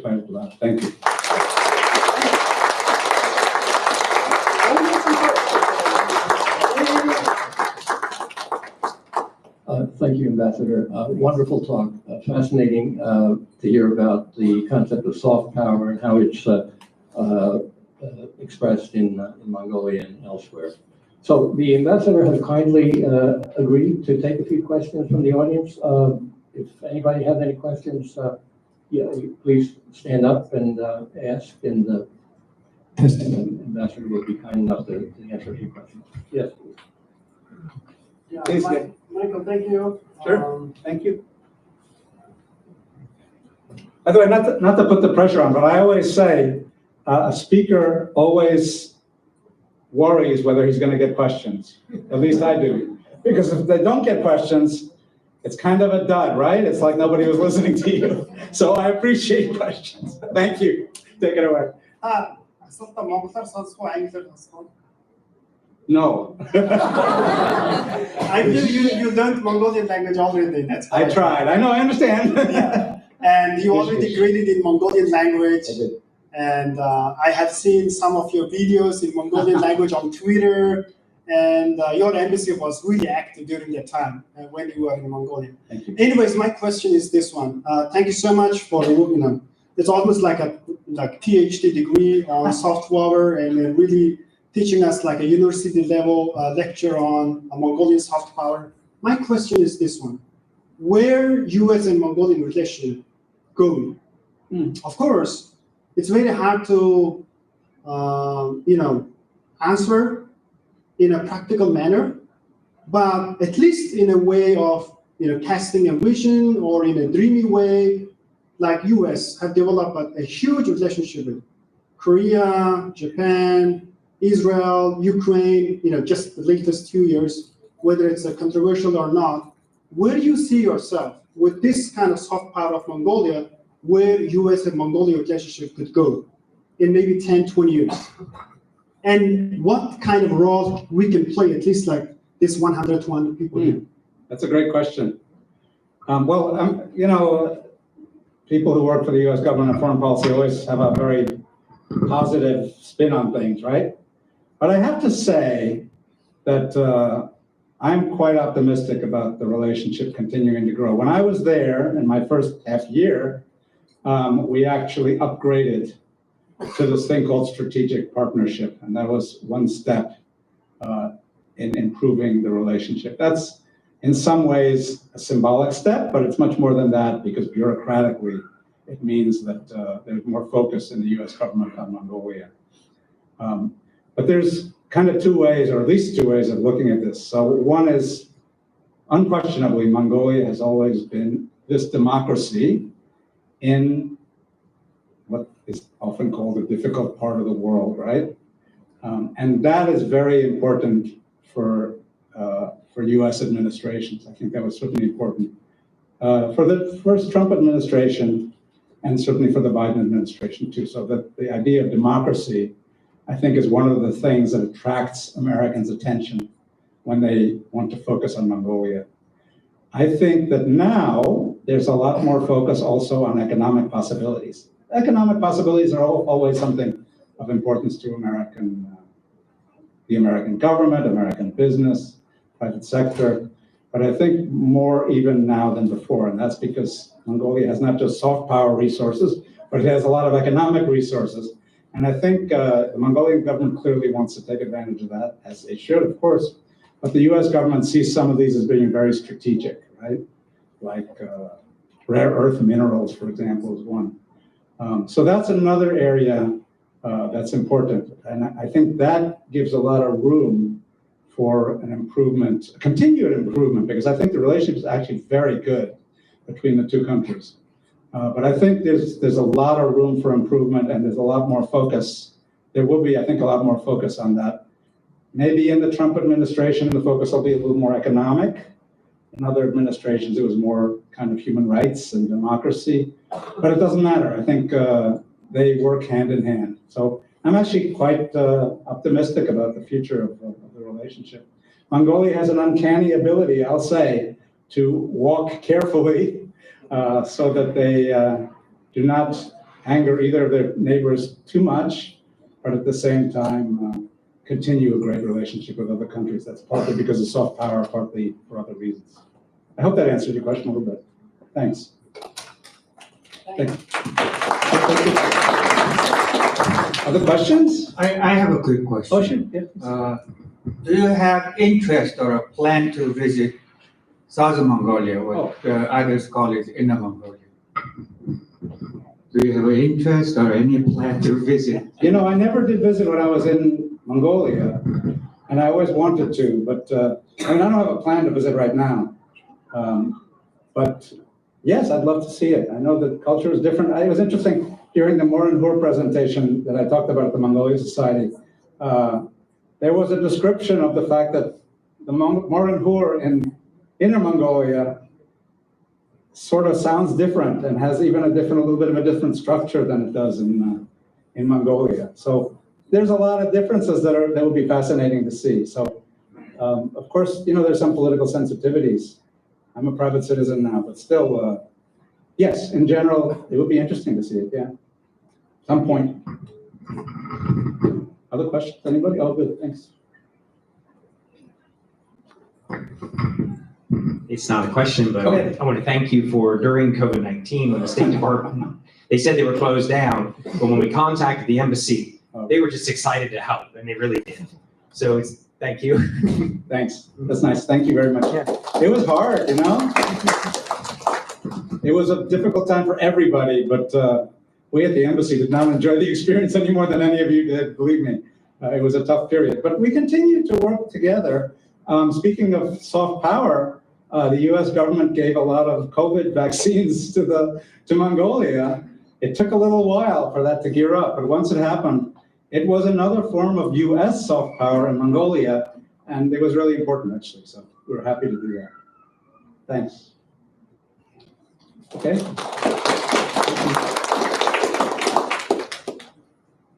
Well, thank you in that case, unless somebody has a question. Anyway, I really enjoyed it. Thank you very, very much. Oh, you have more questions? Michael, I have been, of course, the question you have answered is very sensitive to answer. And of course, you know, with private conversations, many things could happen. In terms of Mongolian language, let's say Mongolian language, Mongolian script, whether it's Uyghur Mongolian or Top Mongolian language, Top Dusek, how you see yourself, because you have learned Mongolian language, you tried it, and what is the possibility of monetizing Mongolian culture and heritage in America, among American people, just in case if it becomes a potential business? Can you define monetizing? I'm not sure. How to make business out of it, which means teaching Morin-Hur, Mongolian language, where you see yourself, because benefit of learning Mongolian language, only thing that, because Mongolian parents, we spend a couple $100 a month to teach our kids Morin-Hur, Mongolian language, it's worth it. And we know where our investment is going, return on the investment is really high, but what do you think about American people? Oh, well, first of all, I didn't answer the second half of your question, or at least the second third of your question before, and that is what role your organization can play and does play. So I think, as I said before, I think your organization is informing, educating Americans who know very little about Mongolia, about this wonderful country, and I think that's important. And what I've noticed is there's more tourism now from the US and from the rest of the world, by the way, to Mongolia. Maybe that's partly post-COVID enthusiasm, but I think it's more than that. I think infrastructure for tourism is slowly improving, or even more than slowly improving, it's improving in Mongolia. So I think for all of you to be letting the Americans who know very little about Mongolia, letting them know about that country and how wonderful it is, I think that's the biggest role you can play. And it's important economically, actually for both countries, but it's also from a political point of view, very important. I think now United Airlines is talking about direct flights, isn't that right? Yeah, so. Through Japan. Okay, so we already have, you know, signs that it'll be easier and therefore cheaper to get to Mongolia from a place like the US, where it's very far and expensive, as you all know, and I do too. But I think that's one positive thing. For a long time, while I was in Mongolia, the talk of direct flights was one of the things that excited people most. It was a slow bureaucratic process, but I think we've made actually very good progress. And if we have direct flights, of course, they're not going to be every day, but if you have direct flights, I think, again, it'll be important economically for Mongolia, and I think it'll be important for the US so that there's more opportunity to see this great country. Thank you. Will that be reciprocal? Will we also want to do it? I think it'll be reciprocal. Yeah, it'll be a round trip, right? The flight. Yeah, Mia will fly. the MIA is doing the business feasibility study on it. And also we would have to have the technical certification or, technical inspection from US side. Make sure that the airport is good for, direct flight for American aviation companies, as well as vice versa, Mongolian MIA to fly here. So we expect to have Mongolian airline to fly between the two countries probably at the end of the next year. But not on the East Coast, but more likely on the West Coast. And that's what I meant about the bureaucratic challenges. It's a lot harder to establish direct flights than people think. It's a very complicated process, but it's worth it. Well, thank you very, very much. I really enjoyed it. And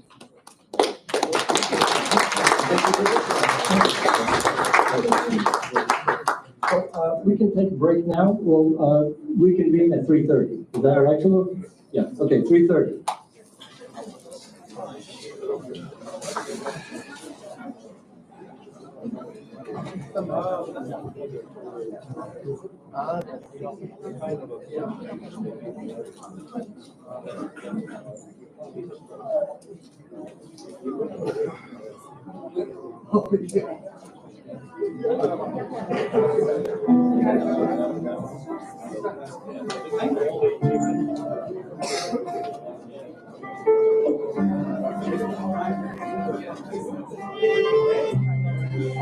Stretch your legs.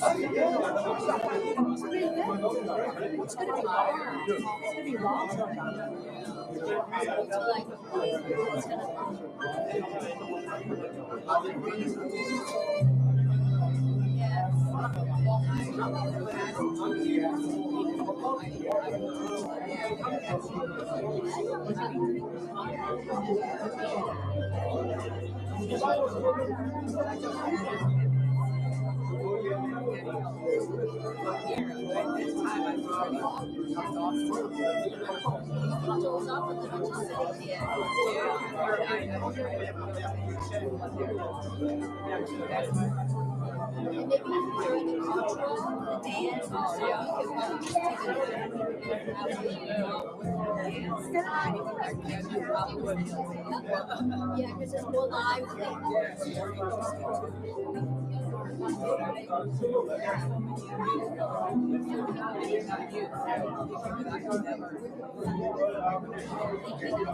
Yeah, ever since the pandemic, it's been closed.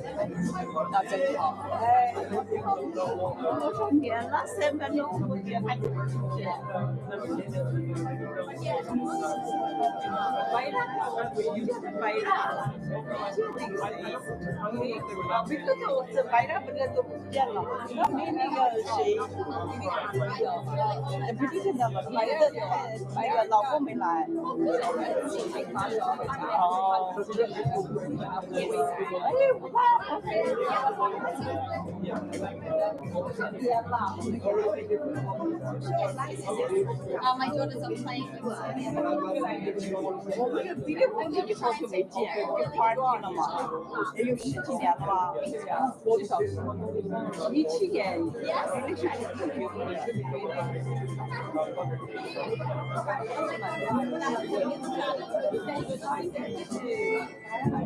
我觉得肯定是没多少钱吧，16不知道17年的时候，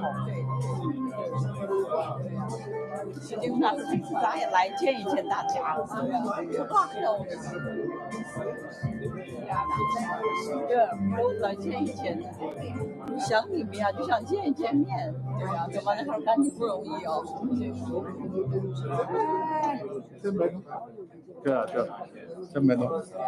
Keep you busy? Busy, actually. Oh, that's good. Yeah. Congratulations. It's so close by. Yeah. So Nice, just nice. go- I've heard about you. Make you busy. It's really exciting.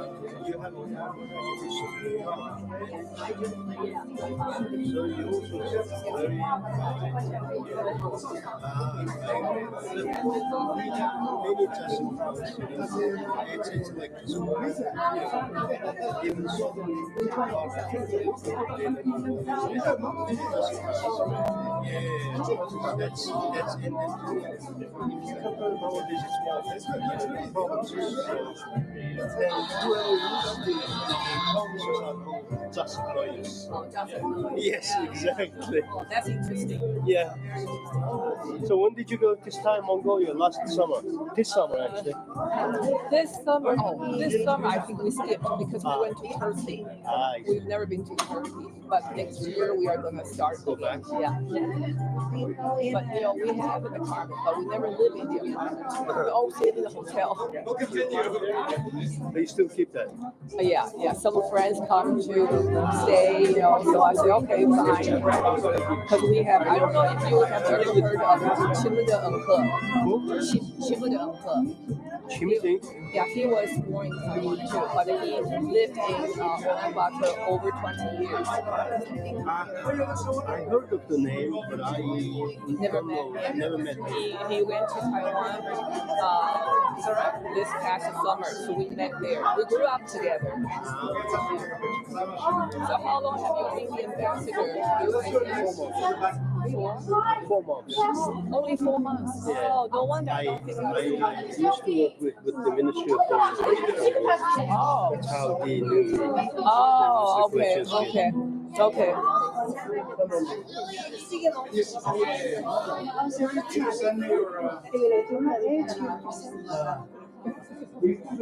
Hiç buralar başka kesiye yani usulü. Şansı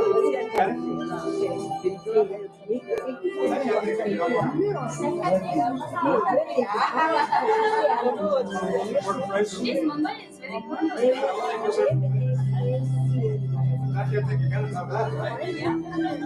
Nothing more important.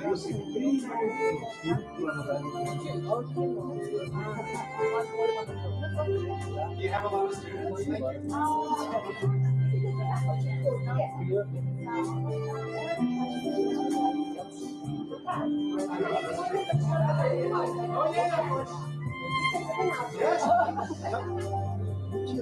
Thank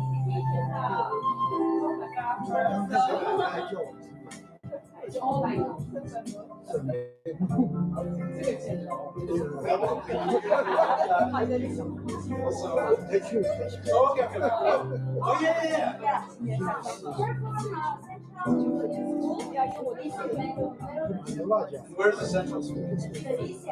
Where are you? Yeah, but where? Oh, you're early.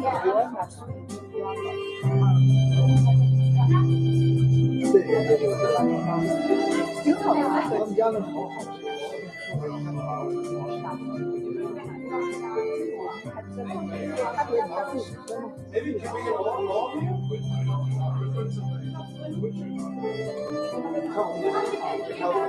So nice. Yeah,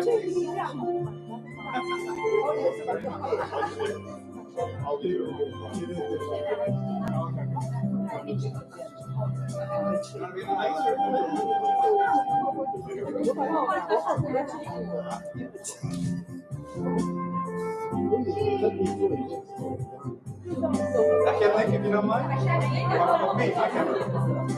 Thank you so much. It's okay if I put you guys on.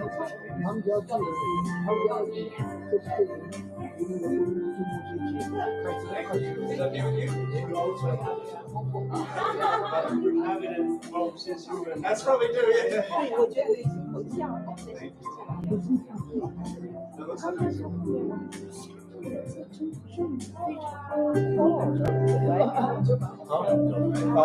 you.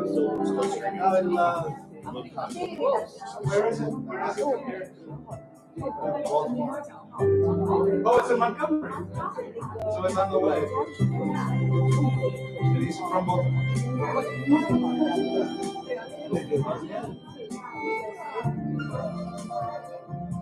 Okay.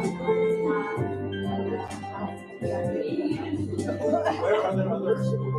Chicago, probably. You know, it's been. That's awesome. You guys work together.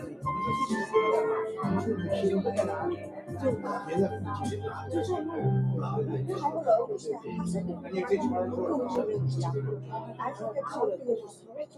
Oh, that's your teacher. Are you sure? So nice. Yeah. I just think the problem for me is I never actually arrived in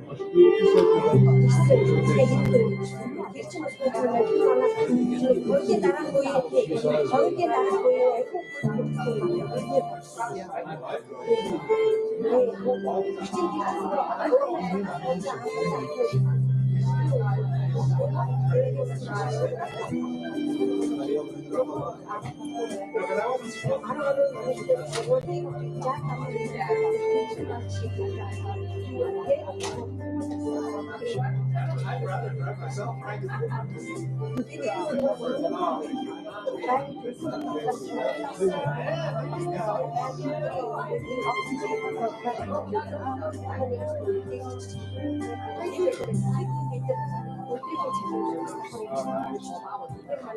Okay.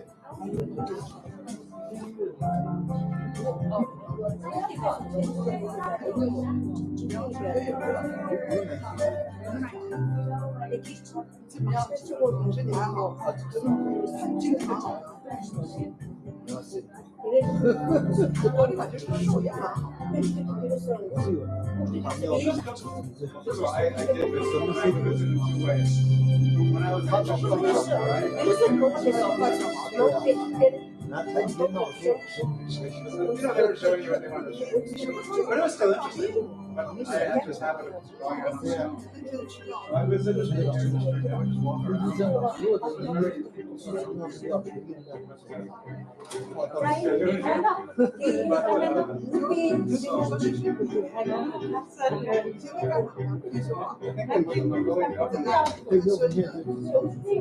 Some of it has to do with of course. So the thing with government is you know that we are 6 years water.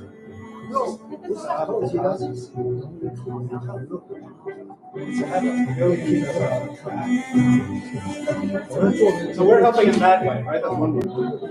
And then there are NGOs, American NGOs, that are doing something mostly environmental. But our Mongolian government,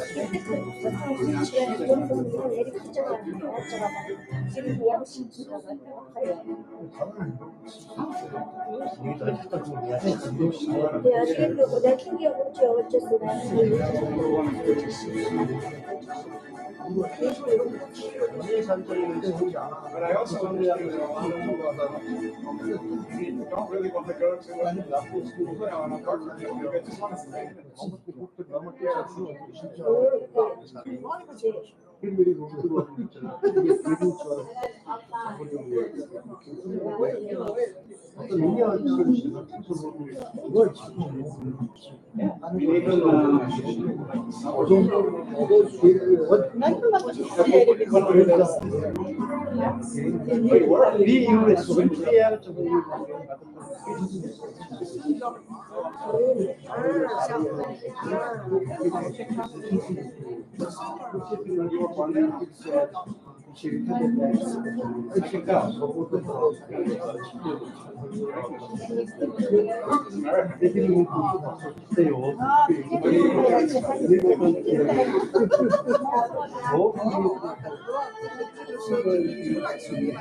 Oh, yeah.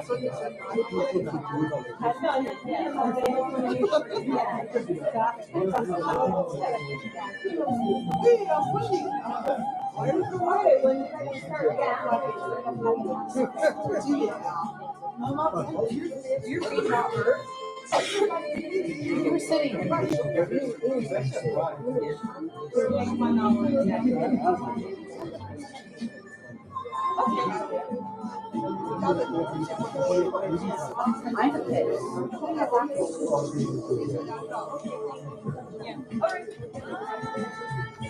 She's right here.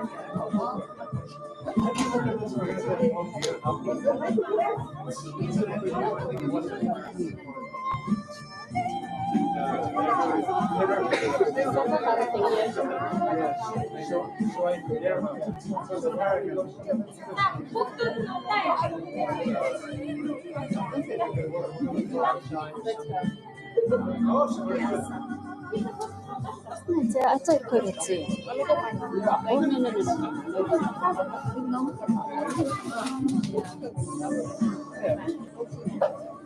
너무. Thank you for the question. Thank you. Also, Hey, 없었다. 니가 보스라고 보스 좀 찍고이.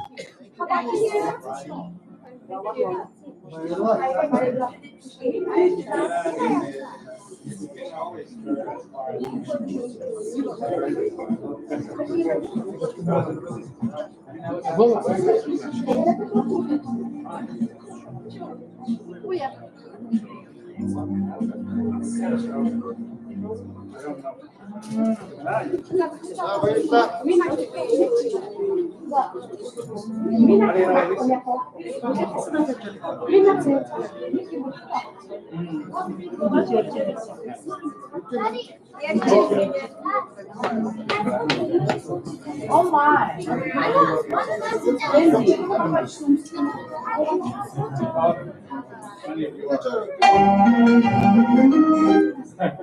Yeah, well, so many people.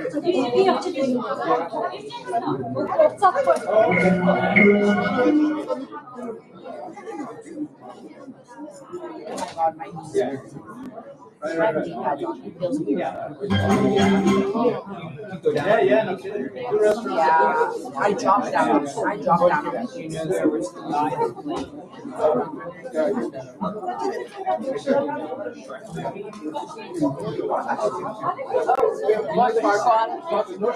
played by somebody tall and he's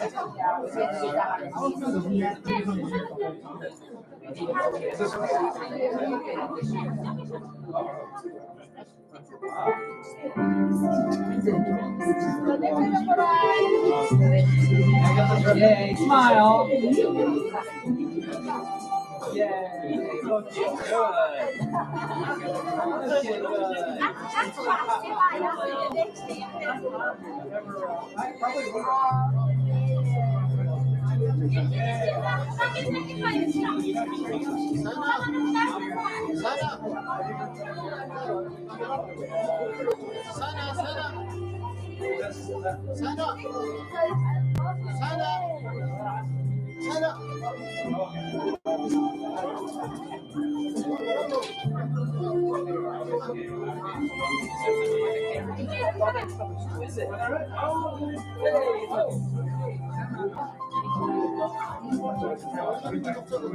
Come down here with me. Yeah. Oh, yeah.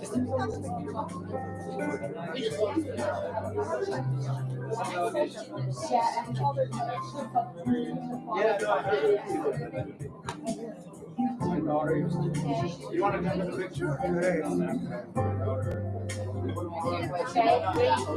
Keep your smile.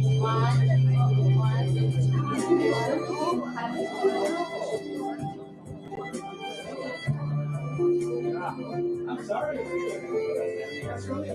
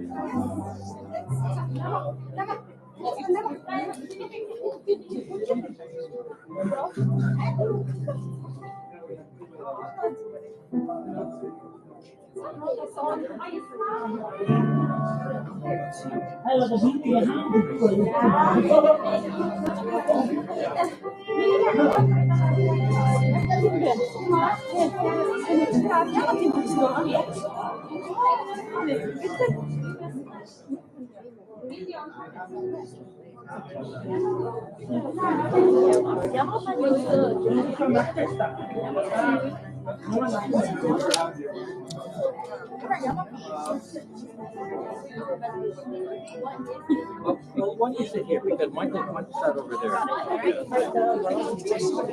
I mean, you're there, but you can sit here. He's over there? Yeah. I think, yeah.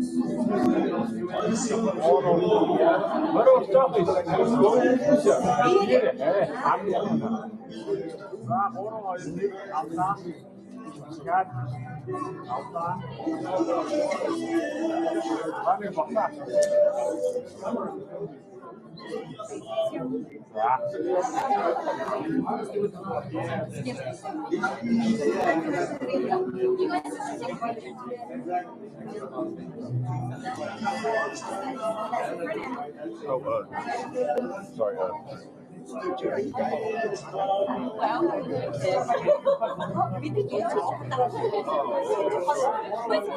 I'm sure it's on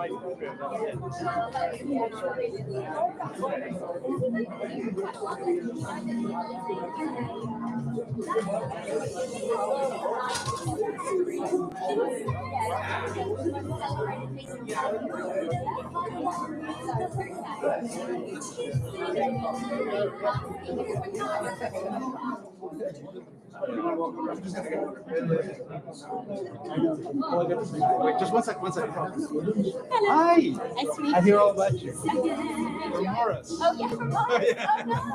Oh, gosh, what's Morris been saying? Good thing. Only good.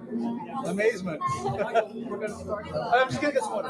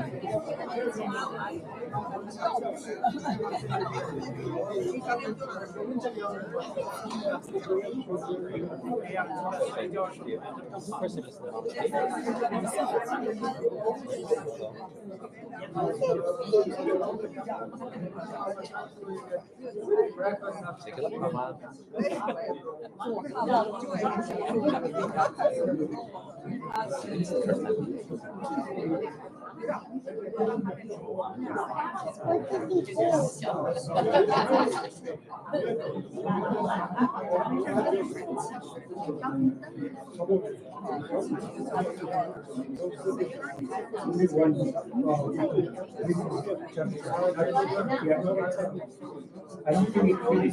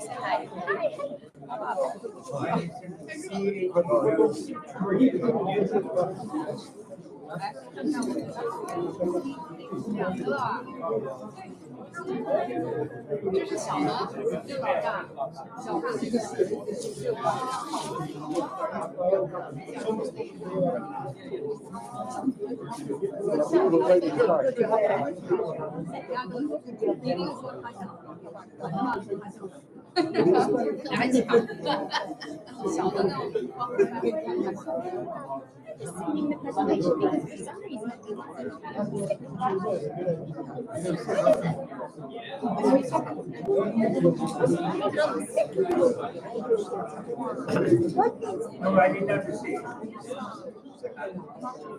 Just send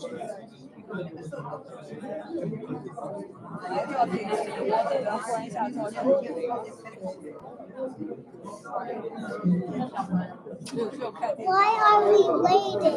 We're just waiting for the computer to get loaded. Everybody needs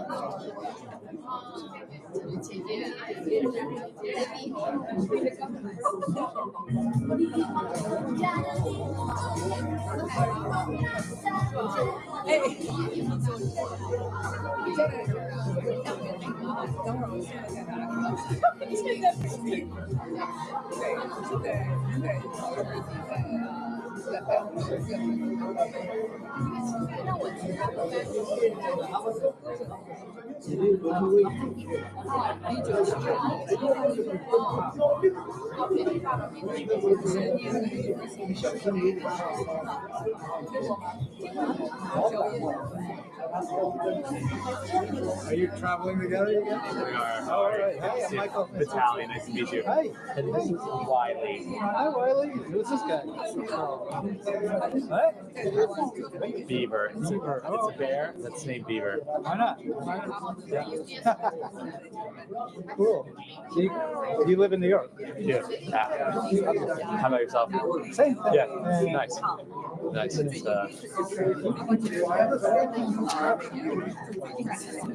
yeah, so Morris Rosabi told me all about it. it's been wonderful.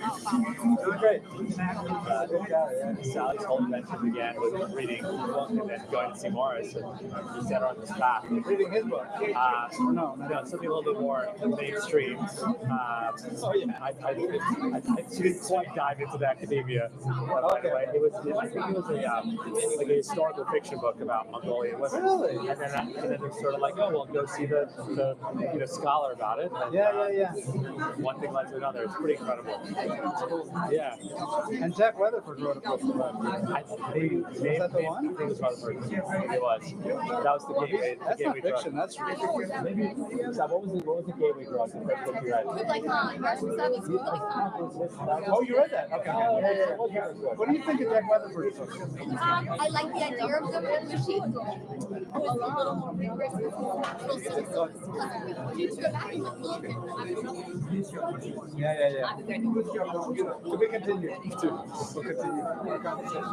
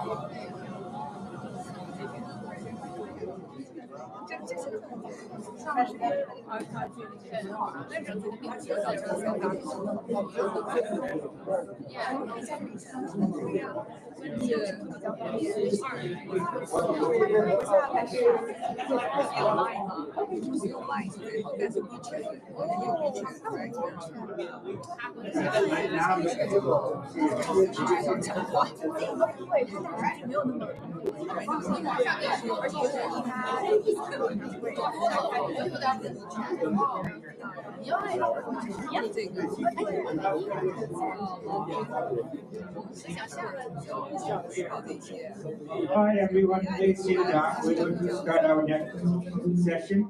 And next session is history speaker. Sanjay will introduce Sally Nakli.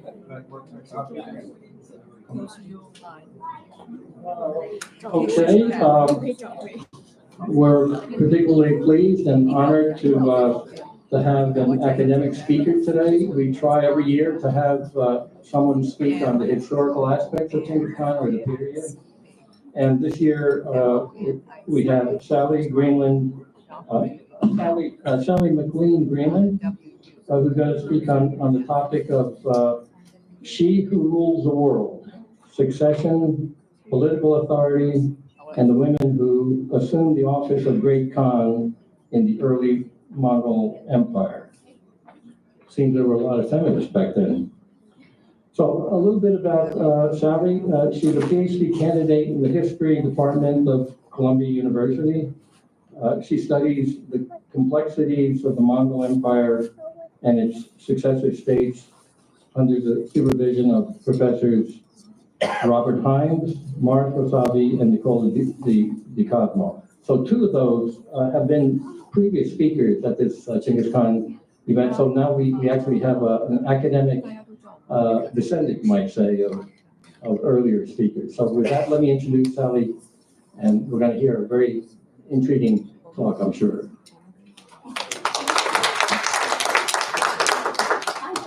Okay. So, our understanding of Mongol political authority is fundamentally distorted because we've been asking the wrong questions and focusing on the wrong people. Consider this. Between Chinggis Khan's death in 1227 and Möngke's election in 1251, elected Great Khans governed for just 14 years combined. Unelected rulers, primarily women, governed for 10 years officially, but almost 16 in reality. They ruled longer and kept expanding the empire further, yet we've relegated them to the footnotes of history. We can no longer neglect them. It's time to rethink how we understand leadership in the Mongol Empire, particularly the functions and authority of women who filled the position of Great Khan. Let me show you what we've been missing.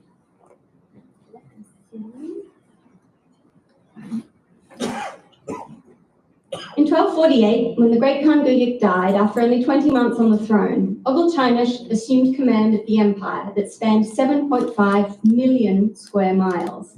From her position at the head of the empire, she sent this message to France's Louis IX. Peace is good, for when a country is at peace, those who go on 4 feet eat the grass in peace, and those who go on 2 feet till the ground. This we send you for warning, for you cannot have peace if you are not at peace with us. We bid you then, every year, to send us of your gold and silver, so much as may win you our friendship. If you do not do this, we shall destroy you and your people. These weren't empty threats.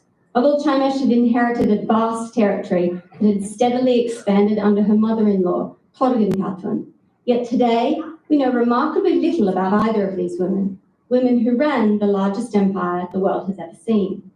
So today, we're going to talk about the great Khans who weren't elected and how they ruled from the empire's highest political office. I've given the title of the position, the interregnum ruler, since they ruled between Mongol regnums or periods of official rule by a great Khan. And I apologize for how clunky it is, but I would be very happy to hear some suggestions to change it in the Q&A. So, while the position was filled by men and women, because its longest tenure holders were women, we're going to look at the women who filled the office of Great Khan. My talk will be divided into 3 sections. First, I'll give you an overview of the early Mongol succession's guiding principles, highlighting some of the institution's nomadic values and priorities. Next, I'll talk about how the interregnum ruler was selected and why mistakenly calling them regents impairs our conception of the Mongol political system. And finally, I'll discuss the roles, functions, processes, and powers. So first, Mongol succession. So succession was not governed by the rigid laws of inheritance. Instead, it was based on a flexible, meritocratic system rooted in the steppe tradition.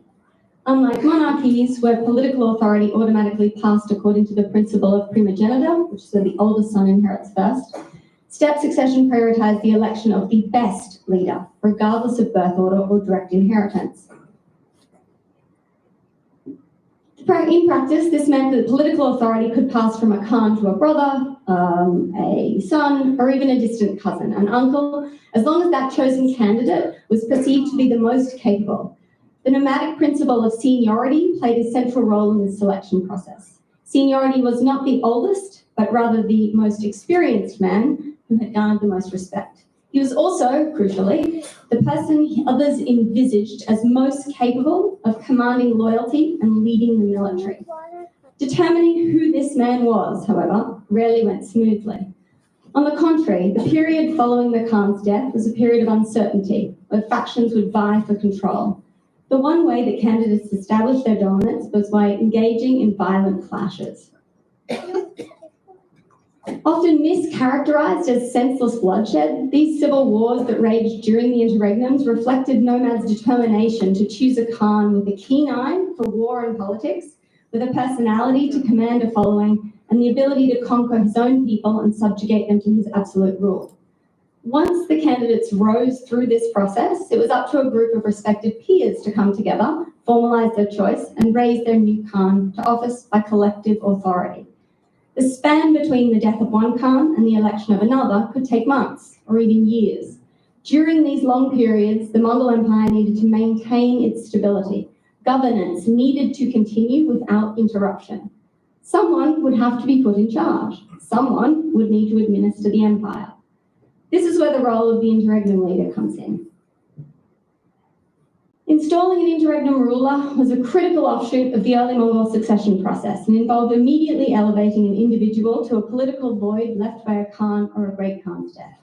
The person chosen for the position was typically someone close to the deceased leader, such as a primary wife.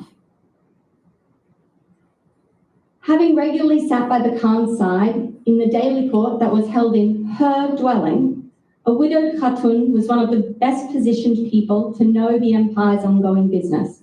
Arguably then, a Khatun was often chosen above others because she had the experience, the necessary political connections, and could maintain the stability of the empire until the Kurultai could select a new leader. The preference to install a savvy person to the government, such as a widowed wife, as an interregnum ruler, again, highlights the Mongol succession principle of seniority. Leadership should always go to the experienced and capable candidate, even in an interregnum. Mongol political ideology demanded at its most essential core that the office of the Great Khan during a regnum or an interregnum always be filled by the most capable candidate. These rulers were not simply placeholders. They were critical to ensure the security and unity of the empire. And because of this security and the critical nature of the security, only the most qualified individuals could assume the role. The role was also not a passive one. The void left by a Great Khan required wielding power at the same level. Interregnum rulers made decisions on military strategy, diplomatic relations, trade, internal governance. Curiously, despite their profound authority, the person elevated to the role was not elected by collective decision, and certainly not at a Kurultai.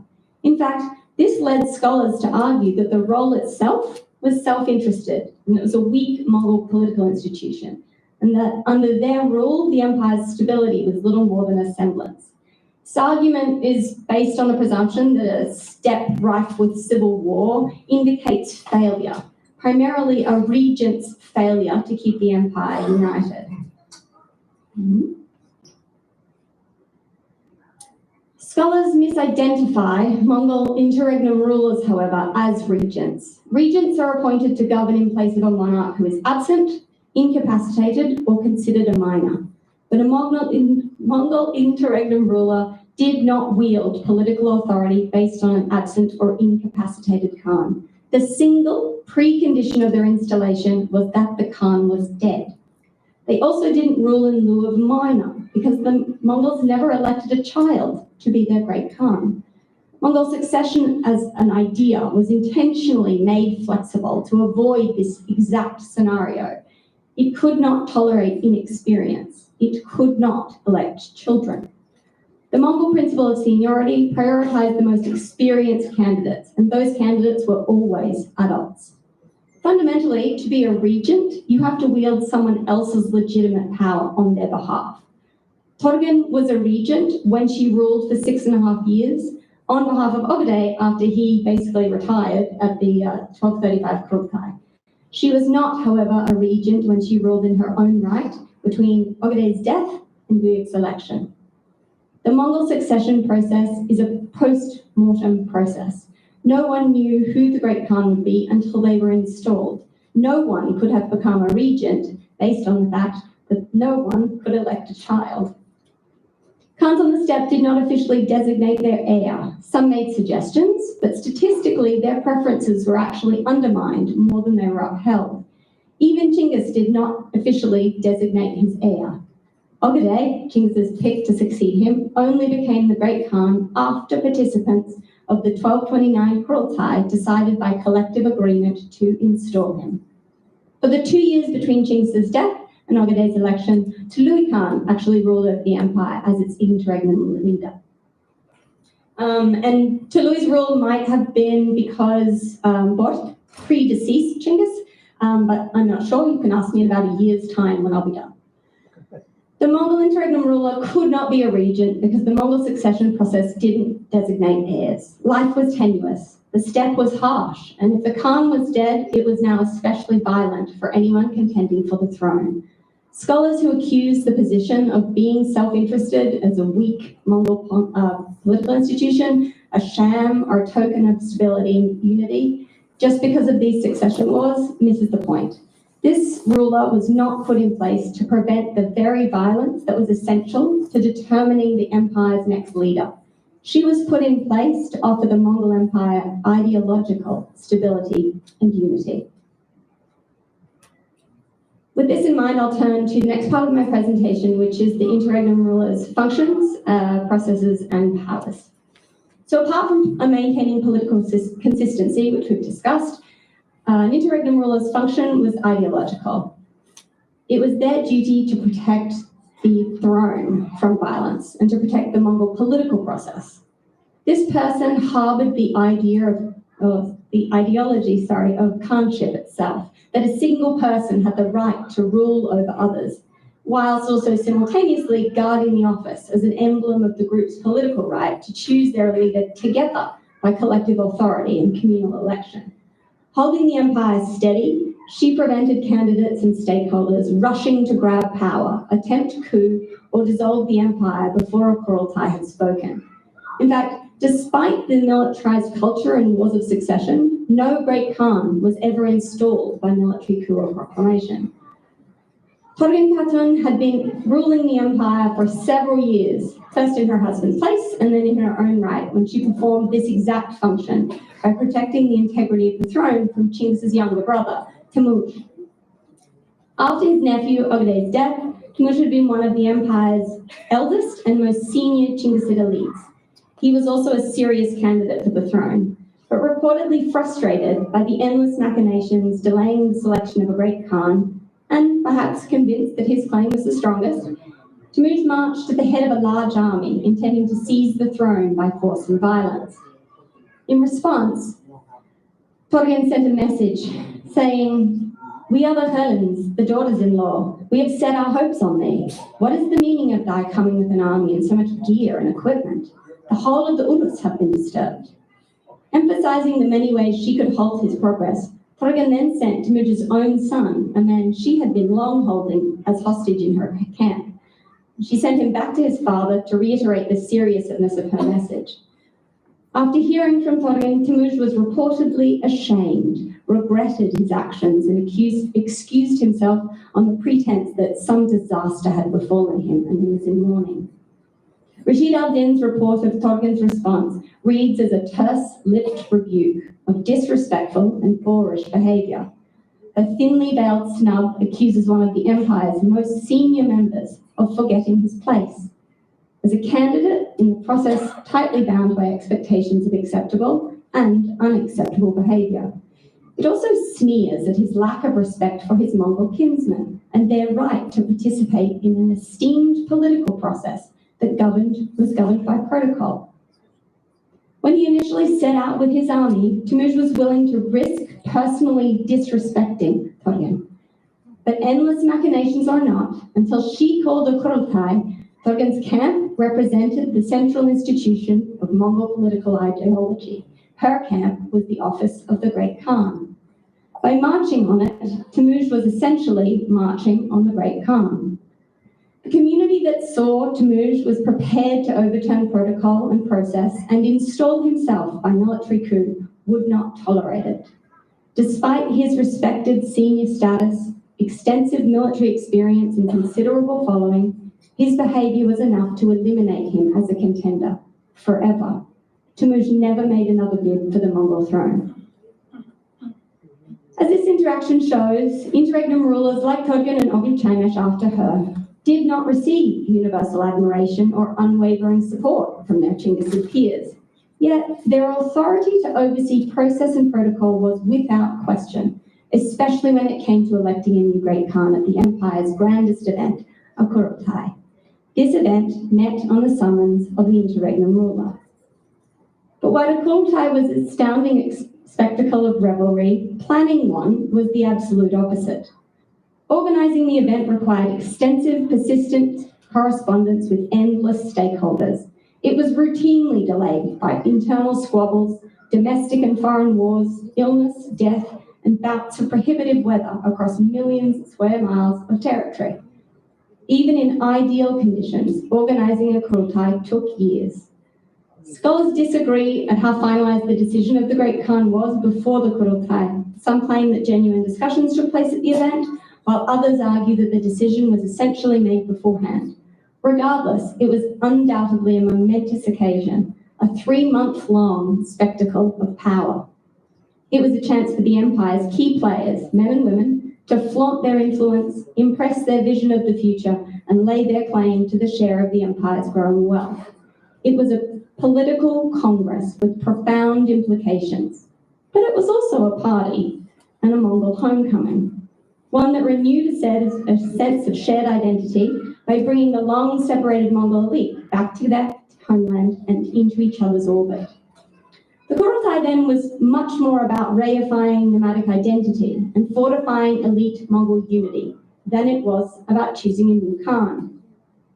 Empowered with the responsibility to call and organize this event, an interregnum ruler did more than steadily govern through a period of when violence threatened to tear the empire apart. She protected the very kernel of empire itself, its promise that all nomads would benefit from immense prosperity if they could only remain united. Nomadic identity and Mongol unity lay at the very heart of the empire.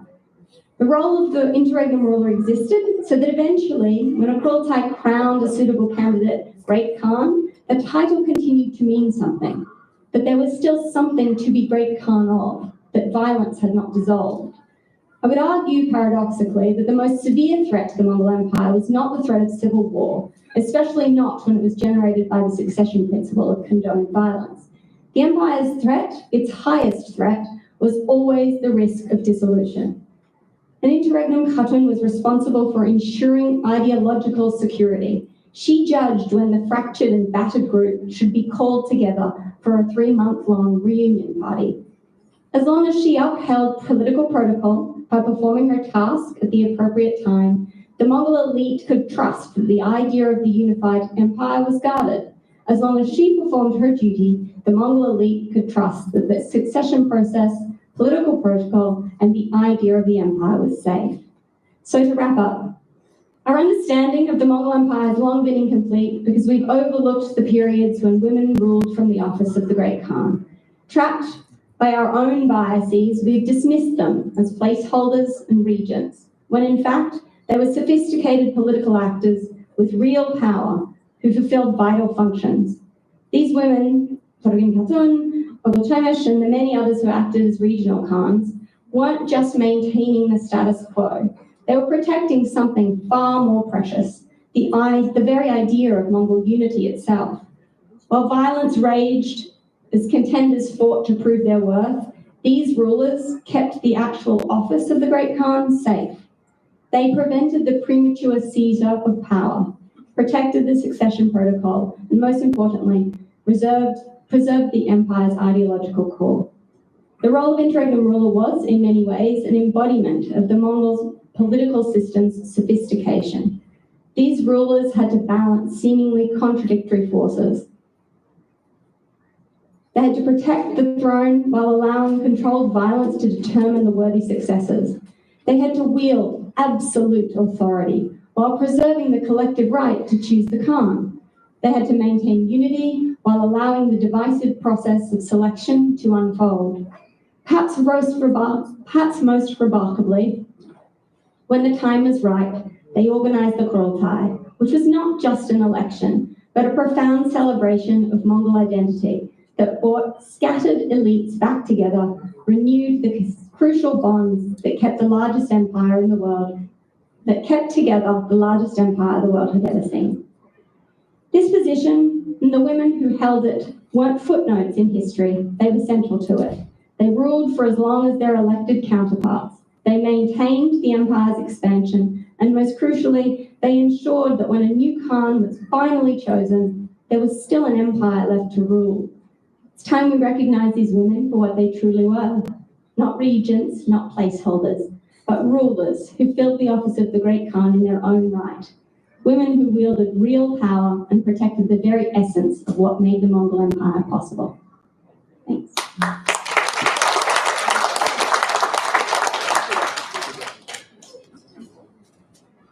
If you have suggestions on what to call them, I'd be very grateful. So that was a fascinating overview of the role of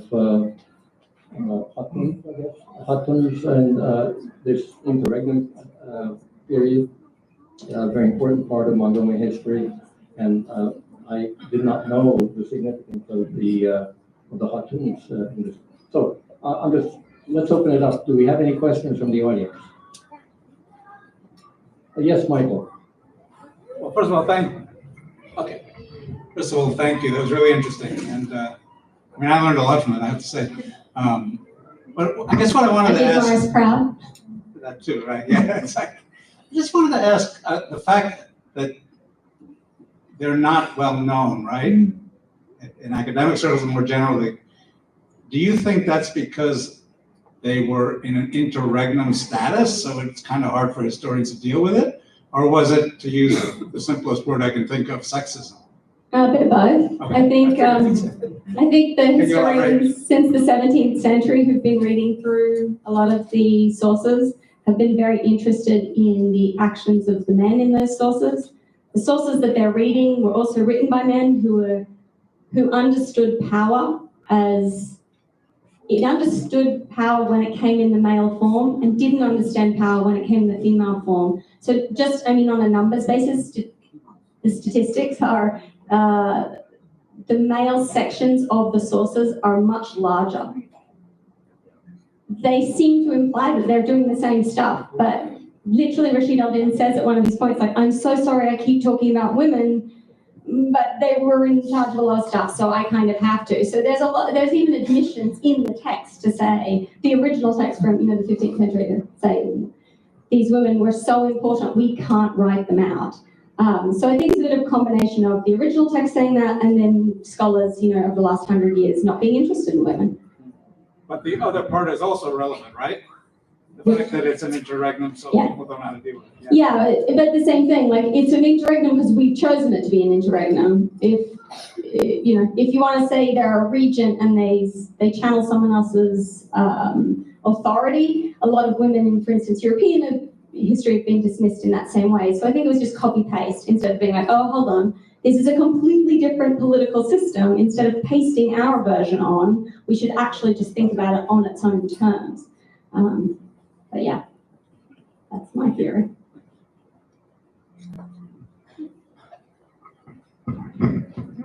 Thank you. Hi, thank you, Sally. It's great, amazing speech.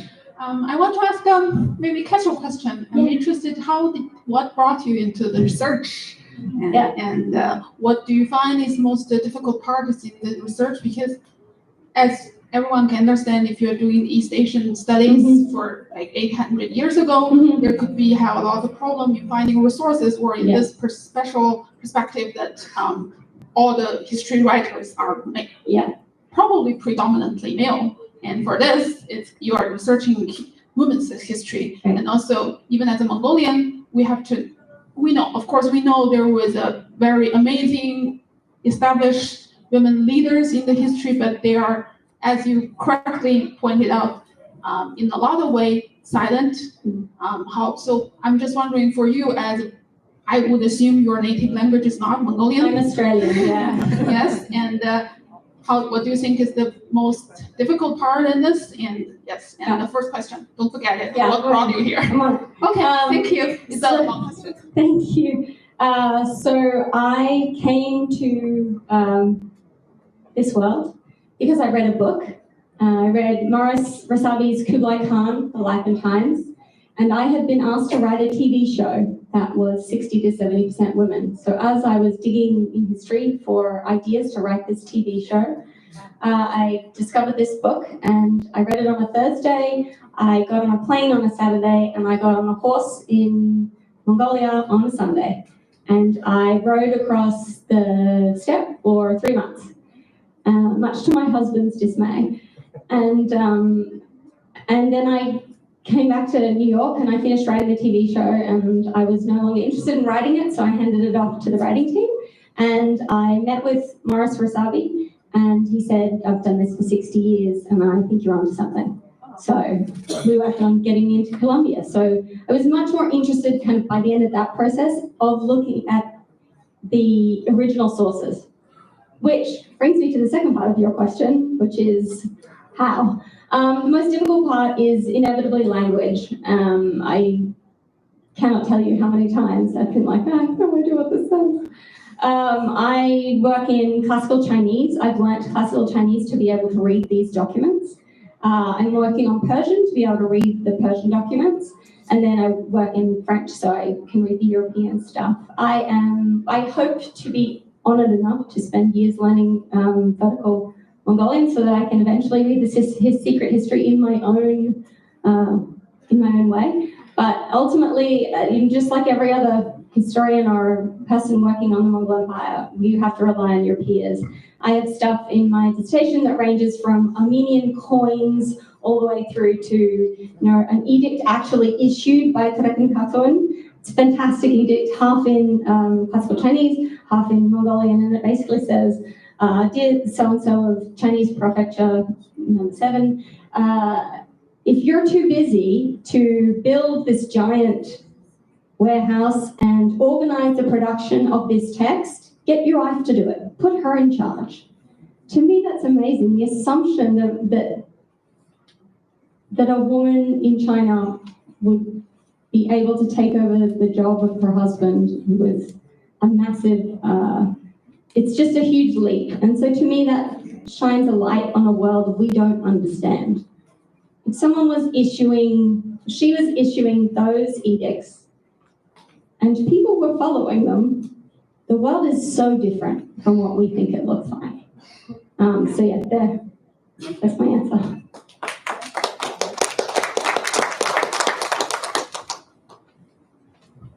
If you only have time. Yeah, thank you for the speech. It's really nice. Also, another wonderful, almost PhD level dissertation to us in a very short period of time. Thank you so much for spending all these years to learn Chinese, Persian, and also that's I promise to get to Mongolian, I promise. Awesome, thank you. And my question is one question, but two sets is number one, what the West can learn from whichever you are. Of course, this is very academic.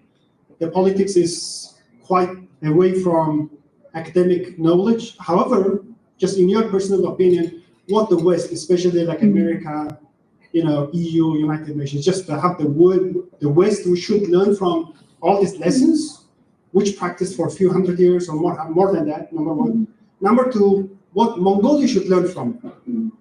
Of course, we have all this wonderful history and everything, but nowhere, at least in my personal study, Mongolians trying to go back to what we implemented for hundreds of years. So what do you think we should learn from our own lessons, which practiced for hundreds of years, and what the West should learn from it too? Thank you. So the two parts, the first is what should the West learn. I think I'd probably wrap up in what should the world learn, only because I'm from Australia and it feels a long way from, I guess, the European world. It's really got to be something I think I'll probably say for the next part, and that is to take what the thing needs to service it. Instead of trying to constantly wedge the world into a vision that we are so determined it must look like, if we just stop and evaluate what the actual thing needs, what the process might look like if we treated people with respect, if we believed them, if we engaged with every person that was before us, I think we'd have a really different version of the world than we currently have. I feel like the current version of Mongol history does a lot of work to push out the very essence of Mongol history. It pushes out its nomadic nature. It pushes out key individuals who very clearly directed a lot of it. And I think that the energy spent fighting what it is takes away from the brilliance of it itself. And I think my recommendation for Mongolia today would be something similar. We all spend a lot of time looking to the leaders of the largest economic leaders in the world. But by doing that, particularly the nomadic nature of Mongolia gets squashed. And yet it is what makes the country and the idea of the country incredible. And I think that's what I find so impressive about this political system. It wasn't trying to be anyone else. It really lent into its values and its cultural assumptions, and it made an incredible system that was able to rule the world. And I think that's, as cheesy as it sounds, I think if we really trust ourselves and the things we stand for, we inherently gain power. Okay, so in the interest of time, Sally, I know there's probably many more questions, but maybe we can, if anybody has questions, we can take it to Sally during the next before dinner. So, yeah.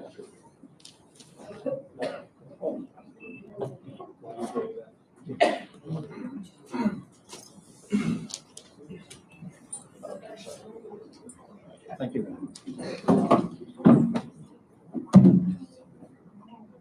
I have to change computer description in a couple of minutes.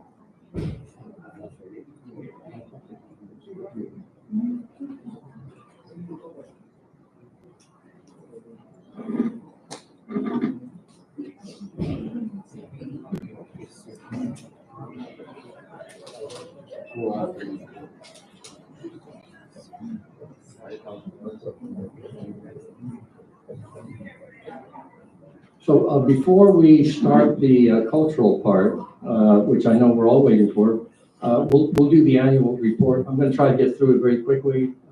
This will be the report of the Mongol American Cultural Association activities and the Mongolian Children's Aid and Development Fund. I'll try to sort of summarize it in a very brief way, just to give everyone a status check on where we are.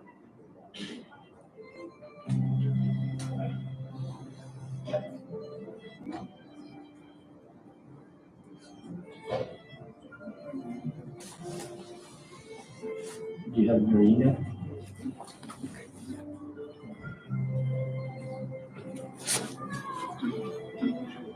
Yeah.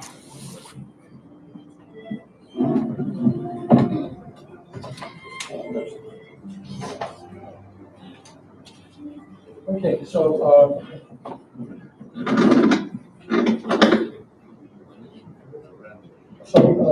here's the annual report. I'll just give a little bit of history and a little bit of information about the programs. And if I have time, we'll go into future outlook. MACA was founded in 1988 by our founders, Rumuga Pangin, Losungkyot, and Projolama. We did a moment of silence in memory of them this morning before. We were incorporated in 1992 as a 501c3, and we have a mission of promoting and preserving the memory of Chinggis Khan. That's primary. Promoting and preserving Mongol culture. That's also primary. And providing charitable humanitarian support to Mongolia. And that's also primary. So we have three primary missions. Here are the names of the board of directors. I won't read them, but they're all committed to the activities and the mission statement of the Mongol American Cultural Association. So the Chinggis Khan Memorial Foundation is responsible for hosting and organizing and carrying out all of the important activities associated with the Chinggis Khan ceremony itself. It was established as a separate arm of the Mongol American Cultural Association in 2016. It achieved MACA's second vision as a targeted initiative to carry this goal forward. And it's consistent with the One Mongol principle, which we heard quite a bit about before in different settings. I think Michael touched on it, Sally certainly touched on it, that seeks to promote the view that all Mongol people all over the world share a common cultural and historical origin. Now, this is carried forward by an executive board. We also have a community advisory board and a cultural advisory board, whose members are all here. The scholarly and cultural support, here are just a few of them. I'm not going to read all of them, but this is basically the report. The annual Dilavagi Gen Memorial Service, the annual Tojolama Memorial Service, the TMBCC support, the annual MCC conference in Washington, the Mongolia Society annual meeting. We support all of these. We also have a scholar in residence, Dr. Vinyana Dojiva, who we'll hear from shortly, and Dr. Darina Gedeva. And this year we provided Zud relief to Mongolians, and we also had a program supporting the Wildlife Conservation Society. And both of these are targeted to children, well, there were two initiatives targeting children for the WCS, mainly to raise awareness of the wildlife of Mongolia. Now, the Mongolian Children's Aid and Development Fund, I did touch on that a little bit. This was established in 1992 by Tony Ettinger. He couldn't make it today, so I'm just going to say a few words on his behalf. It has been a continuous program of charitable support that included the clothing, and we supported the Christina Noble Foundation for a number of years. The Mongolian Arts Council, we still support. We're going to have a separate fund for them. Orphanage care in Kalmykia, and so on. And some future programs, I think we would like to extend the World Wildlife Fund support. And now let me turn to this year's Cultural Humanitarian Award. We try to give a Cultural Humanitarian Award recognizing someone who has done something extraordinary for preserving or promoting Mongolian culture in the broadest sense. And so this year's humanitarian award is Pamela Slutsky. She's a former ambassador to Mongolia.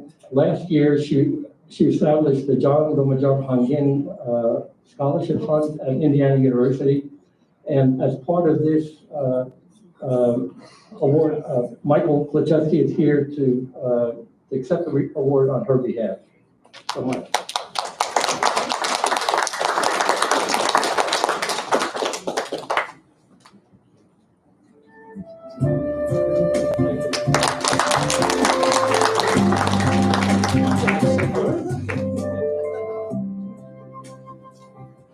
Pam was a good friend of mine, by the way, so I feel particularly honored to be accepting it on her behalf. First of all, she wanted me to tell you that she really regrets that she couldn't make it today.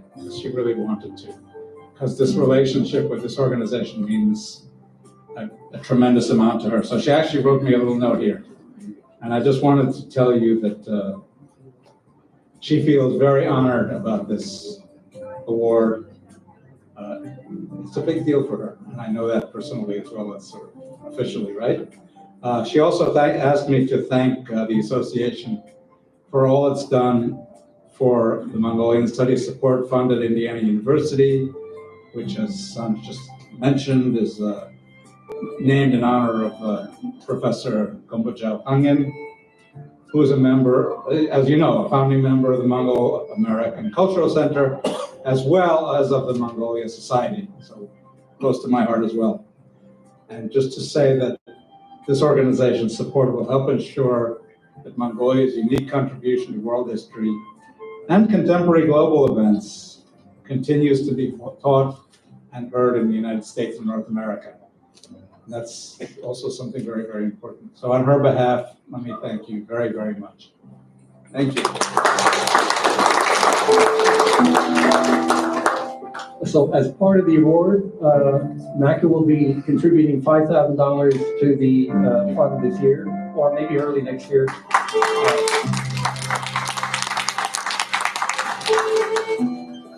So let me just end by, what can you do if you share some of the goals and mission of the Mongol American Cultural Association? Just a few words. You can support local Mongol artists. You can support Mongol language schools, encourage your children to learn Mongolian, and honor the memory of Chinggis Khan. That is some of the things you can do. Senbai, brought up the question before of, how do we monetize Mongol culture? And we can tell you from our experience that it's not possible to monetize the Chinggis Khan ceremony because we lose money every year, typically $10,000 or more in hosting this. So we never make any money on this, right? So it's not, that's our experience. Don't think you can monetize Chinggis Khan. It's not going to happen. Okay, and And of course, you can join with MACA and the Chinggis Khaan Memorial Foundation to promote the mission too. So those are some simple things that people can do if you so choose. And Chulu, yeah. So let me turn it over to Chulu. So now we start Darina and you. Do you want I will bring up yeah, I will. And I hope everything with sound will be fine. And about our slides, some words in Cyrillic Kalmyk and other Cyrillic Mongolian. It's an issue, but it's reality. I can start. Introduce you. There you go. On the way.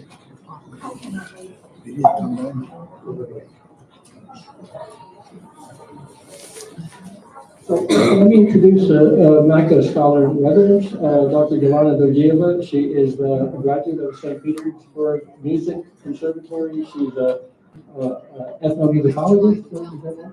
Yeah, and has helped support the Mongolian culture initiatives that MACA has been involved in for the past 5 years. And it's a great honor for us to give Yelena the opportunity to speak on her recent field trip.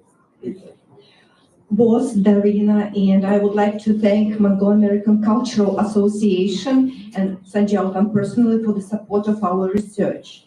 Given our time frame of 10 minutes, we decided to present a selection of brief videos to provide insight into our fieldwork.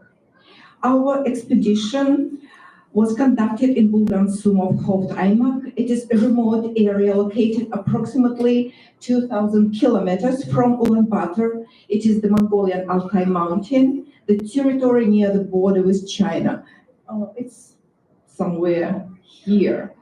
Why we decided to work there? The people of Bulgan keep traditional nomadic pastoralism. They are doing 4 seasonal migrations.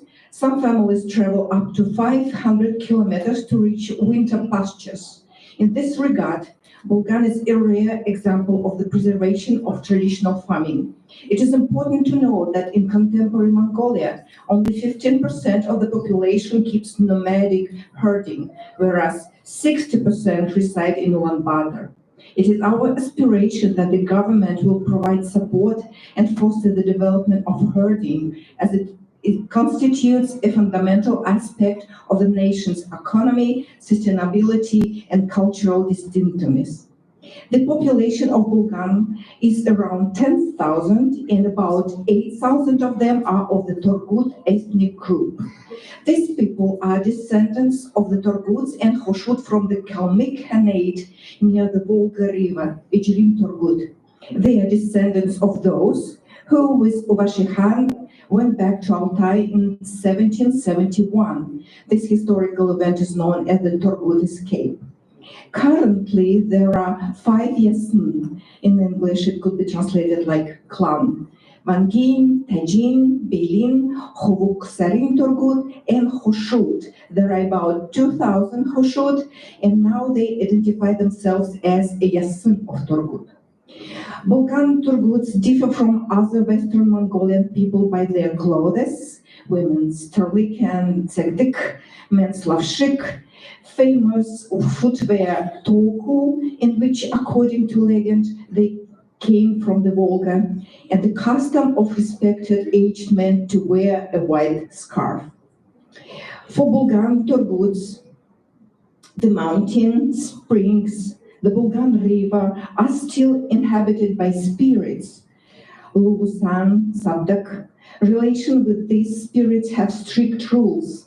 One of our significant discoveries includes narratives surrounding the magical stone Zada, the magical stone to make rain and to change the weather. We have documented a written incantation in classical Todopichik, and Darina will present these materials during the upcoming annual conference of American Culture for Mongolian Studies. Each Yasin worshipped its own mountain. On September 8, we participated in the veneration of the Bain under Ule, sacred mountain of Tajin Dorgut and Hoshuts.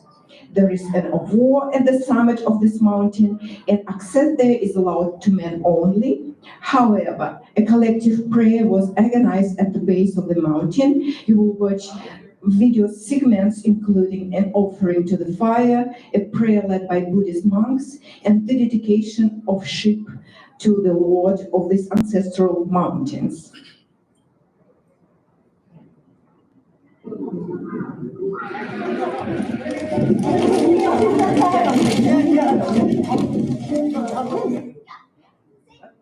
Next, I will just try to make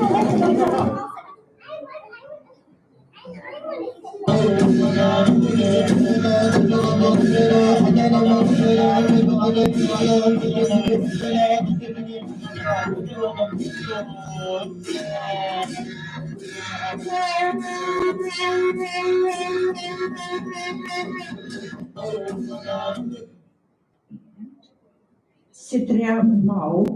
I'm sorry. Cannot.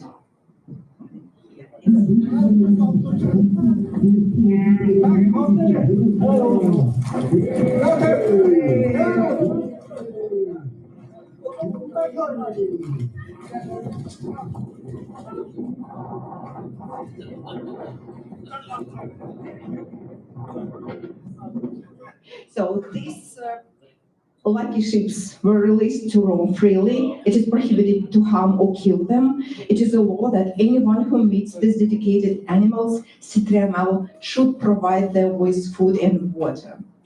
And now let me introduce the main singer of our presentation, Doma Hotsari Dorgut. She is 93 or 92.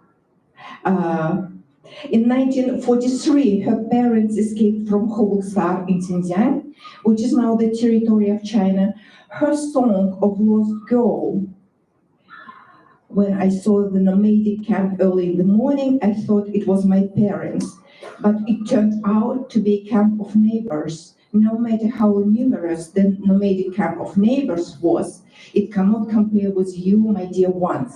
This song and the story about that song date back to the time of the Turgut flight from the Volga. This story could be easily adapted into a movie. So there were a young man and his beloved girl. When the boy, his name was Sokvin Mende, and his family departed on the appointed day, we know that the date was kept secret. The girl was in a distant pasture and was left behind. Sokvin Mende, with his parents, arrived to Hobuksar, but he could not forget his love and chose not to marry. At the age of 30, he decided to come back to Volga and find her. It was winter, and to tackle the challenging journey across the frozen Volga, he rode a male camel in its mating season. Only a male camel with such a wild spirit could navigate this hardship. The story had a happy end. Sokvin Mende found his beloved and brought her to Hobuksar. Doma shared that this song is part of her family history. Sokvin Mende was one of their family, and this song has been preserved through generation in their family. And this is a long song, Urtendo.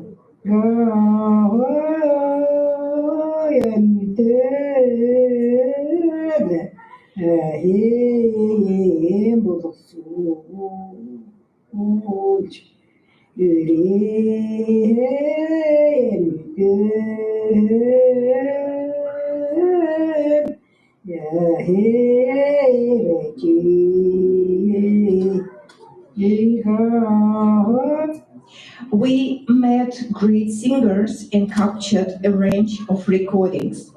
But sadly, Urtendu long songs as well as traditional dances, bivilge, are fading from the nowadays life of Bulgan. Wedding rituals usually are held in September.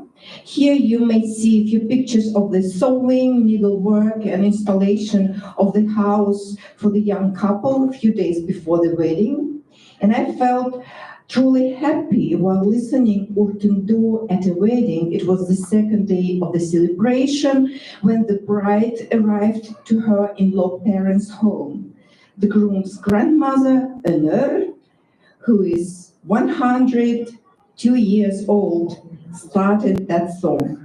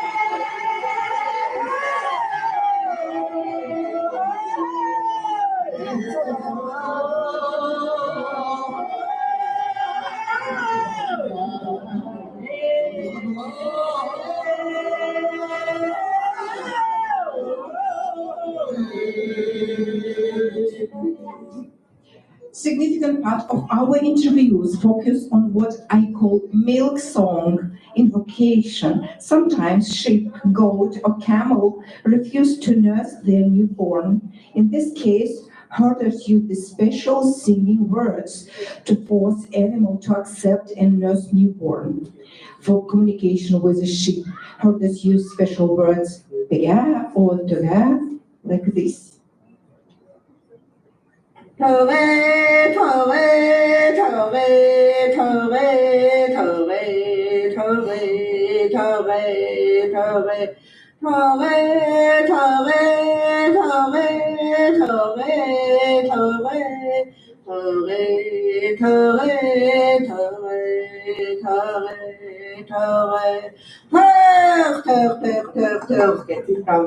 With go churu.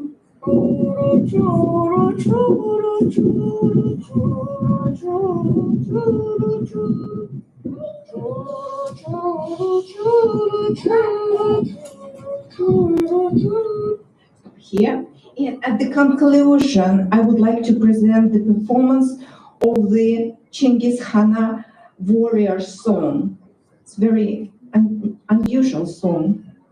Bulgar Turguts take great pride in referring to themselves as the cherished and the most devoted warriors of Chinggis Khan. They attribute the origin of their ethnonym Turgut with the word Torgun, the silk, the best warriors dressed in silk clothes, which was not just a precious garment but protection against arrows. This song was performed by Doma, who learned it from her uncle in her childhood. Her uncle warned her against singing it for strangers. Doma told that she, for the first time, shared this song with the researchers, with us. This song is of the silk-dressed warriors embarking on a campaign. But this is a deeply human song. Warrior sets out on a journey, but he doesn't desire war. Instead, he dreams of returning home. A stone the size of a tree, if only it would become flat. If only the decree of Chinggis Khan would order us to return home.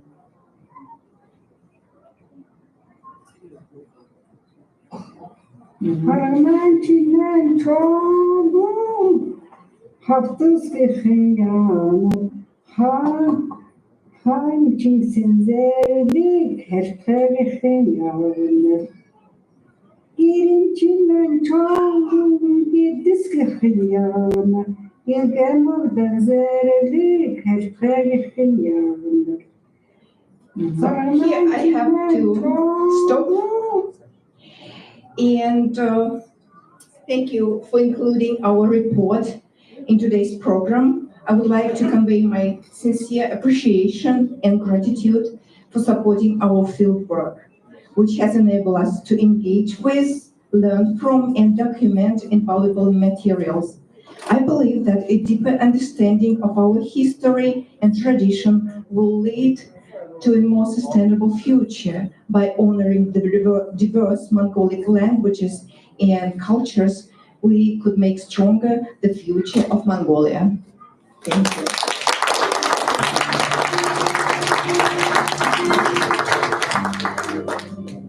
One quick thing, I have a hotel key, and anybody lost their hotel key, here you can pick it up.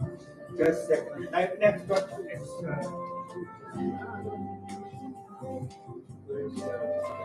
Next one is cultural art and performers ready to perform. Just give us a couple of minutes to organize it.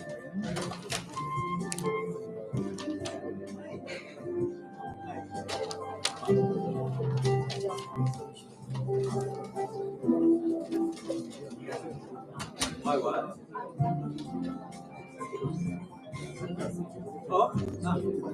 Say again?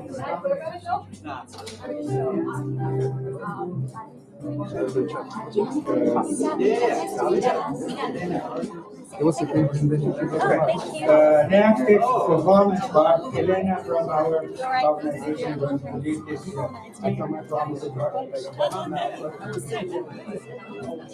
Have my camera.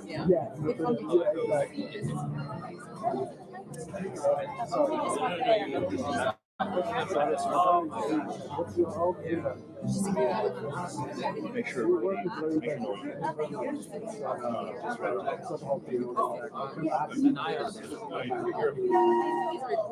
Yeah. I'm not recording the stream. I'm going to try not to bang this. So touch it, but I'm going to film it. I guess maybe I'll go right here beside this chair when they come down. Yeah, maybe I'll come this. But it's just an awesome. That's okay. Maybe I'll go into it. You know, I'm going to be. I'm going to raise here.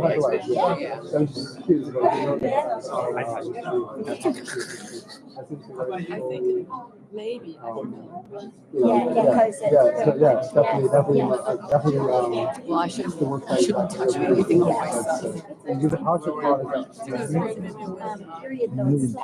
Yeah, but the tradition and respect is very interesting. So that's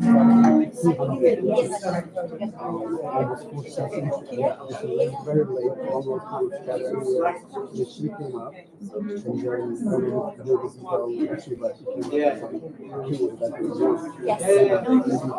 yeah, first performance Mongolian children dance and music. They are from Washington, D.C. and Maryland, Virginia area. A school called Mongolian. I think it's one song and one dance. Yeah, the first dance is Mongolian swap.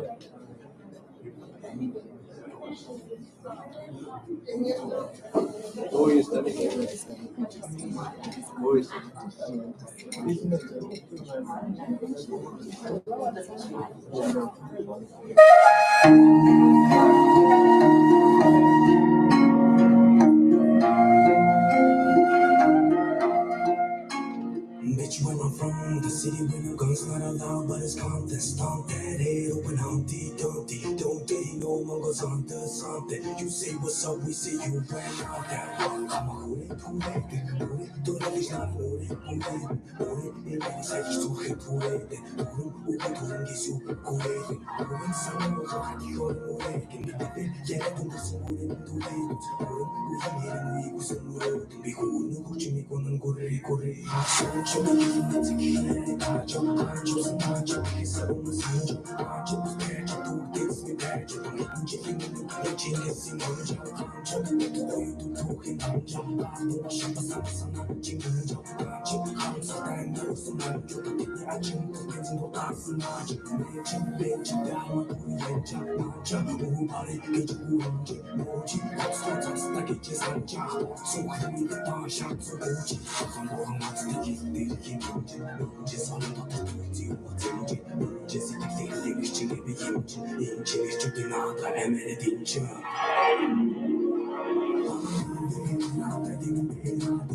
As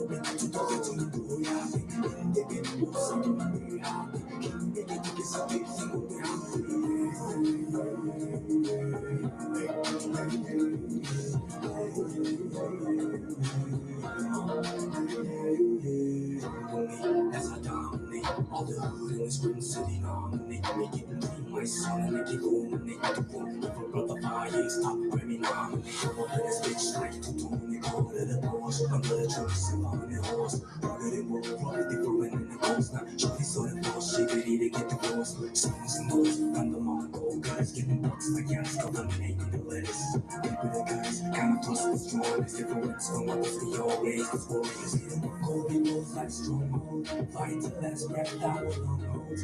But the soldiers for us, they didn't come home. And the mothers who had to bury their son.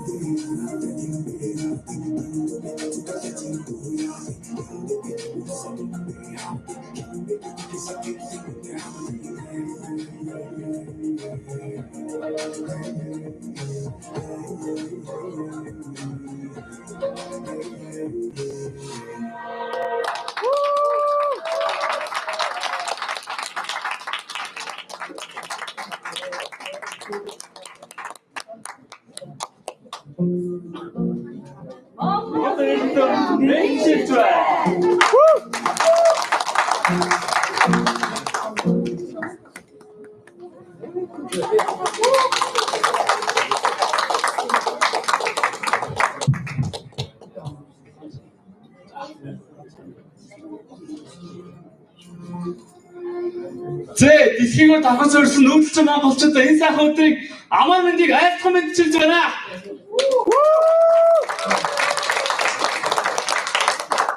Тэгээ Монгол туурхтан ганхуу сайхан өдөр хараа та бүхний үнээр бахархаж омгшсан сайхан өдөр байна. Ирсэн та бүхэн бүгдэнд нь баярлалаа. Ирсэн танд баярлалаа. Монгол туурхтан гарсан чинь бүр огшоод омгшоод бүр бид нар ч гэсэн боо юм болж байна. За тэгэхээр хэдүүлээ анх энэ Чингис хааны ceremony дээр ирсэн байна. Бидрийг байсан дагуулж шагвах эзэн бод Чингис хааныхаа ceremony дэрсэн байна бүгдээрээ. Тэгээд тэр үед таны өвөг grandfathers was there, right? So team учраас та энд байгаа гэж ойлгож байгаа. Тэгэхээр тэр үед манай өвөг манай өвнөр бүгд Монгол өв соёлоо мэддэг. Бүгдээрээ биелгээ гүйцэтгэдэг, бүгдээрээ мороор уртын дуу те. Бүгд мэддэг байсан. Тэгээ би ингээд бид нар яг тэрийг мэдж гинөө чадж гинөө гэдэг тийм учраас бид нар та бүхэн жинхэнэ монголчууд бүгд биелгээ хийж чаддаг. Бүгд тэгээ өв соёлоо мэддэг. Тийм учраас та бүхэн жижигхэн биелгээний хичээл заагаад бүгдээрээ хамтдаа нэг дуун дээр This is Монгол гэдэг дуун дээр биелгээ заах хийх гэсэн юм аа. Та бүхний уриалаад баг бүрний босхыг уриалж байна. So I invite you guys to stand up please and we're gonna teach you guys a little Mongolian dance movement, some of the principal movement, and we're gonna dance together a little bit. Okay, thank you guys. So the first is standing. How are we gonna stand, right? So we're gonna ride horse today. Imagine that the Mongols without horse. You can imagine, right? So Mongols gonna connect with a horse. So we're gonna ride horse now. So what's the first step you're gonna ride in horse? We're gonna get in a horse, right? All right, guys, let's get in a horse. Go. All right. It's called Yator first. So it's similar to riding horse. So we don't need to fully ride, like half. Otherwise, it's gonna be so hard. All right. Okay. So what are we gonna do? We ride the horse. We're on the horse. So yeah, we step a little bit, right? So how your shoulder gonna move? Бидний мөр дээш доош хөдөлдөг те. Оо. За бүгд нэг ахуулъя. Let's go a little bit. Okay, go faster, guys. За. За одоо бүгдээрээ дараагийн хөдөлгөөн юу гэдэг мөр алхсан бол ардаас нь шогшин. За хүчтэй. За явсаа. За. Дараагийн хөдөлгөөний үлээ манайхаа мөр цогдөг те. Цогхоор мөр тойрог хэлбэр гаргадаг. За бүгдээ мөр онцсон байна гэсэн. За. За одоо бүгдээ энэ дээр нэмээд гараа ингэж авчих, гараа өргөчих. За саяны хөдөлгөөнүүдэд давтаад хийцгээе. За морь гэсэн чинь хажууд руугаа жоохон болд юм байна. За хоёр хажууд руугаа болоод хийцгээе. Ваа. За энэ бол анхтай хөдөлгөөнүүд байх. За бүгдээ нэг дуун дээр хамтдаа бэлгээ гэдэг. This is Mongol day hoo.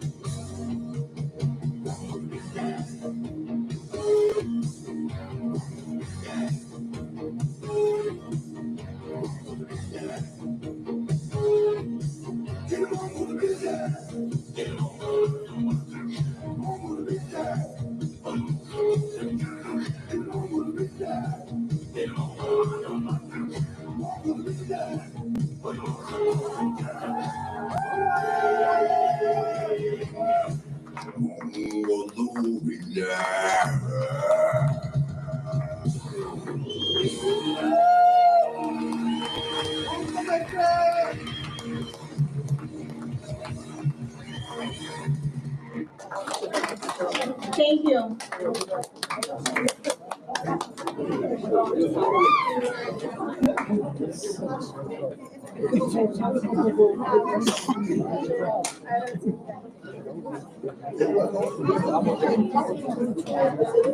Yeah, as soon as you have that part. Yeah, that's. За. Самаар ба хавс го. Ямар мэдрэмж төрж байна? Хөрс гарч байна. Гаднаас 5 минут авч байгаа мэдээлэл таны яс цус гений мэдээлэл тэнцэхгүй тэнд гений сэрэлт гэж явуулдаг. Бид нар одоо яг Монголоор бахархаад амгшаа бид нар чинь нэг Монгол хүний хэмэр сандаа гэж ярьдаг шүү дээ. Сая бүгдээрээ хэмраа сэргээдэг шүү. Бид нар хэмээрээ унаад хэмраа сэргээдэг. За хэмэрлэг монголч хүн тооролтоосондоо баярлалаа.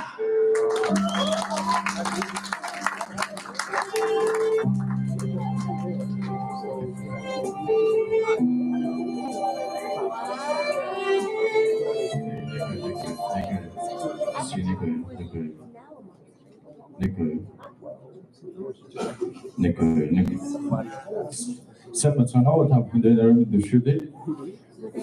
Энд бүрэн зөвлөсөн та бүхэндээ тэгээ зориулаад хорондоо очоогүй удаж байгаа монголчуудаа зориулаад говь шахын утга хэмээх рүү та бүхэндээ зориулъя.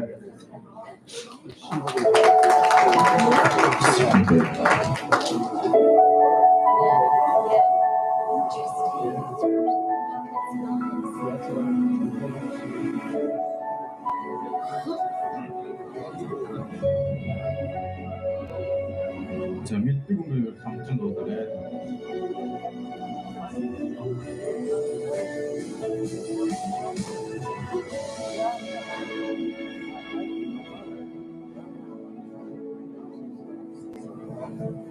오늘은 구르긴 가수람들의 등 위에 줄리대 에휴 달비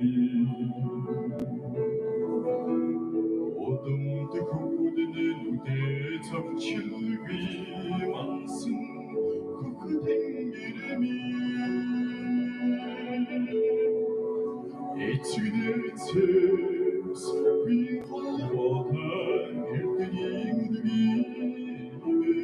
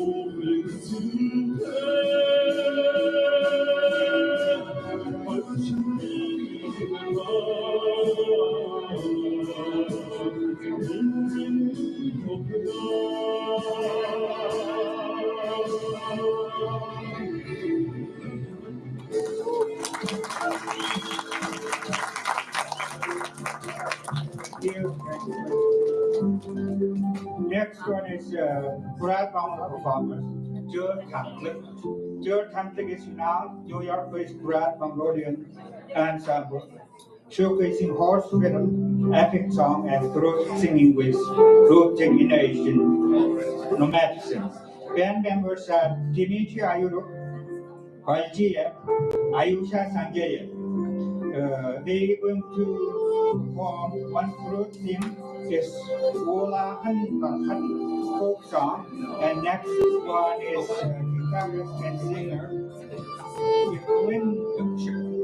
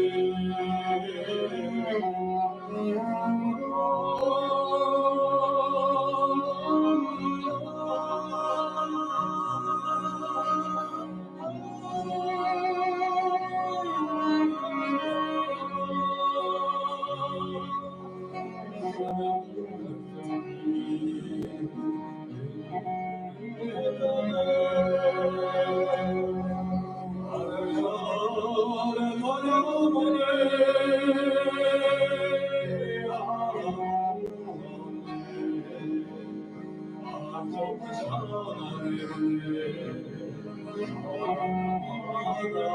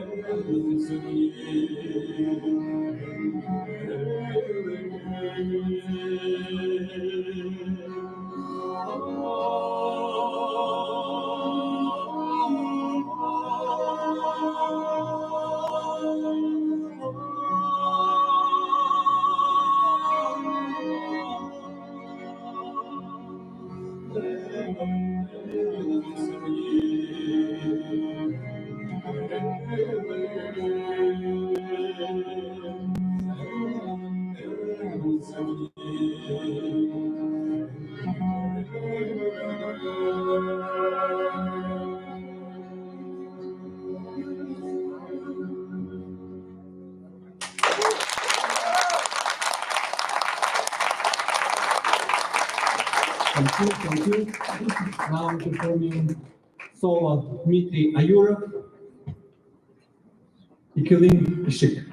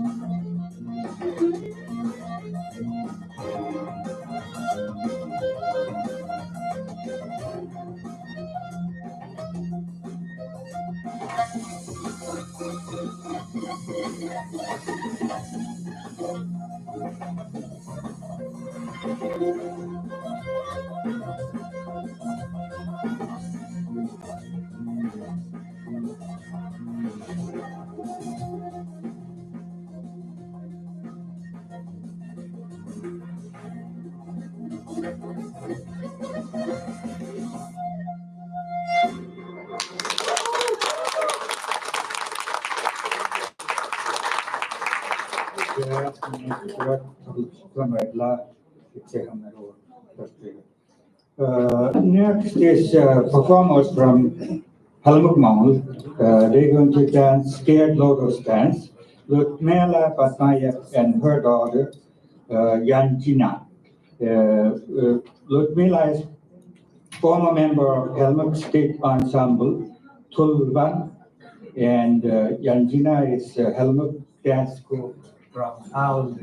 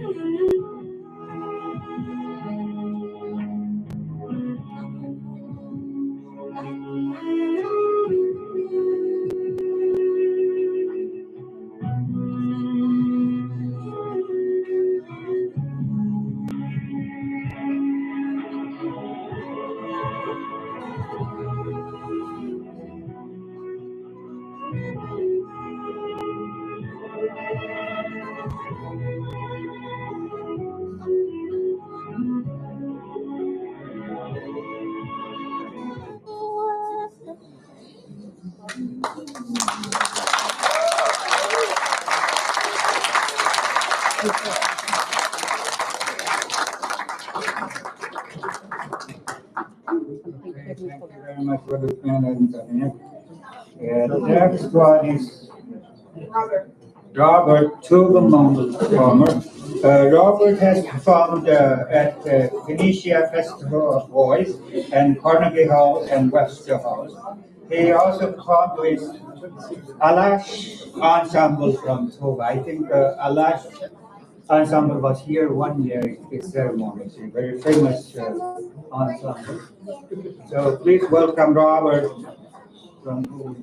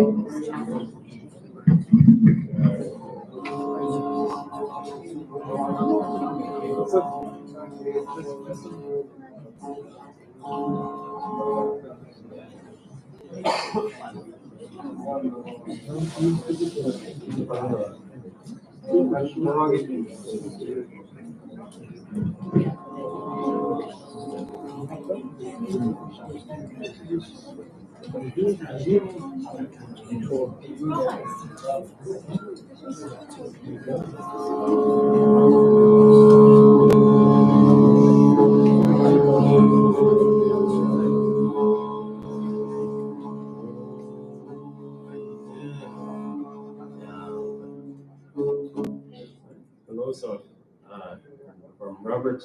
So today I'm going to sing a couple quick songs for you. This first one, just a typical demonstration of Burmese Scott Karkara in Tuvan style with Tuvan national instrument Igil. Yeah.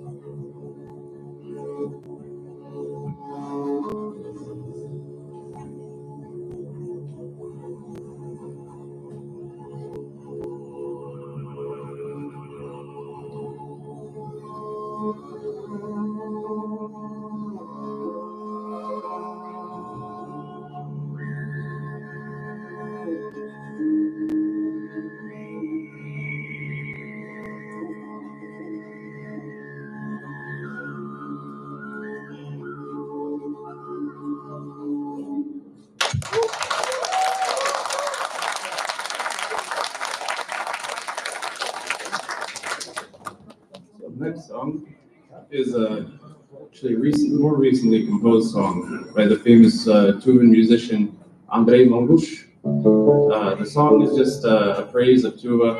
Not quite a maktal because it's a little bit more modern in composition, but this song is just about the rich taigas full of pine nuts and the many regions, the 17 regions of Tuva, and the just the powerful people that are from there. So yeah, this is Avat Tavam, Mother Tuva.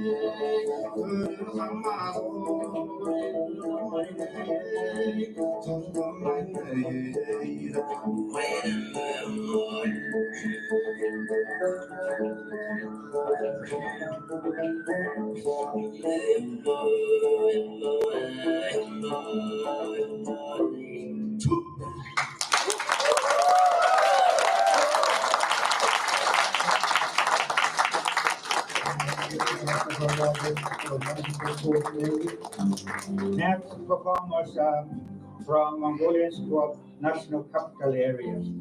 Performers are Urtumbatir, Johnson Tulumbatir, Sanjaya Urtumung, Mashal Mungun Tulun, Sundar Batamur Ayulgo. And Mongolian schools are, this Mongolian school established in 2007 by Mungunchichik and Namsrum, and school offers Saturday morning classes in Mongolian language, history, culture, and to the children of all ages. School also offers ESL and Mongolian language class to the adult. Please welcome. And they will perform Galloping Horse, Fight Ujib, Mongol Skip, Ulimjin Chenet.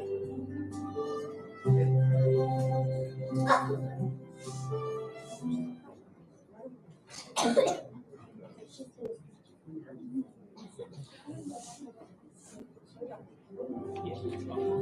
everyone, we are honored to participate in the Chinggis Khaan ceremony.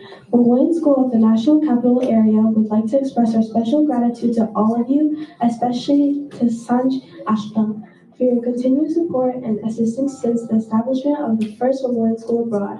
On this occasion, we are pleased to announce that next year we will celebrate the 20th anniversary of our school.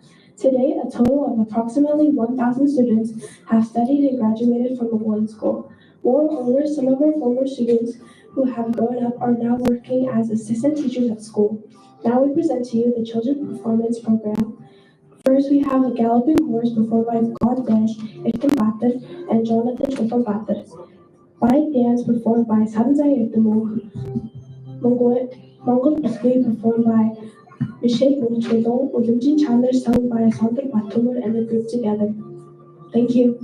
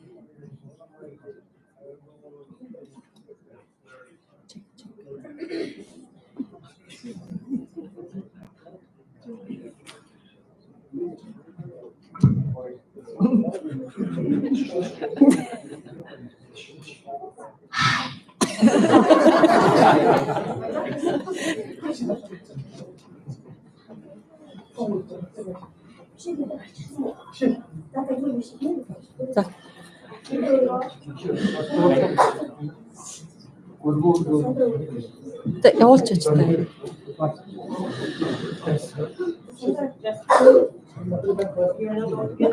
Hi. check, check.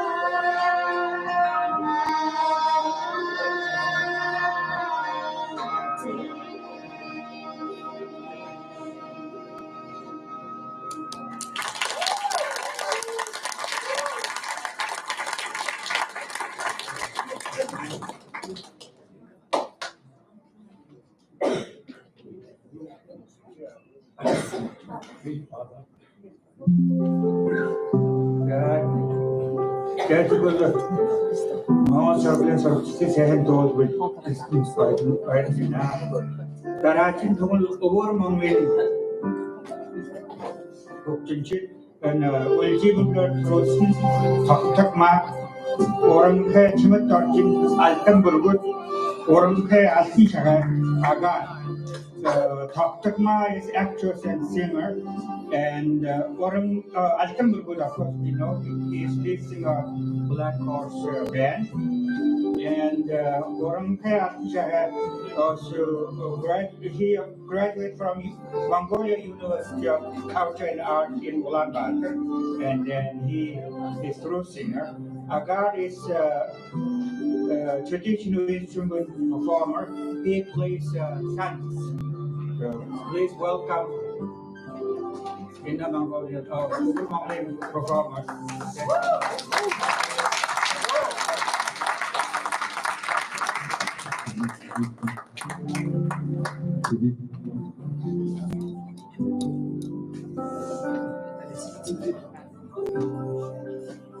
Selamat Kapolero Tihampi Sehmeti Burki.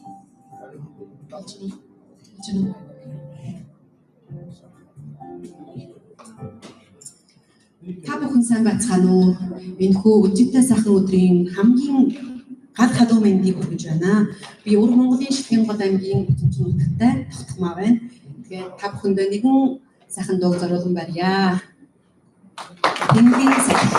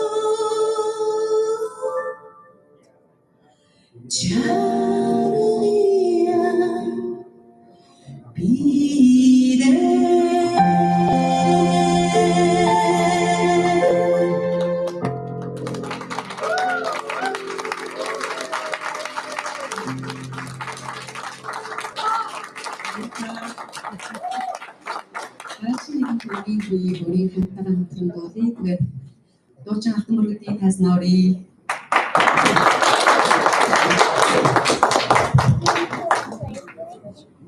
За би болохоор нөгөө хавсарч дуулж байгаа учраас би үгээ үзээд дуулна шүү.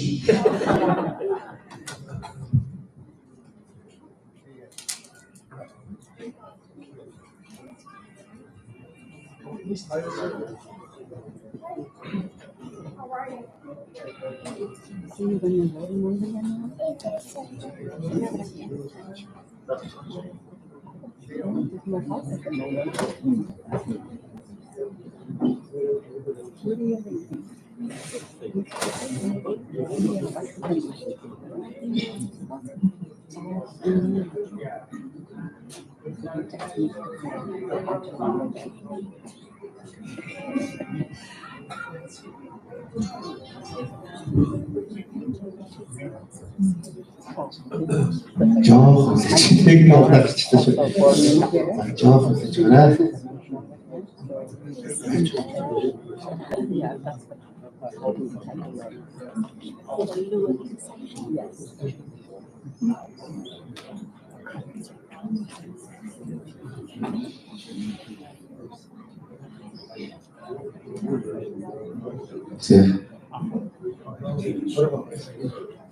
Дараагийн дуу тав нутгийн охин гэсэн дуугаа тавхан дуран барья.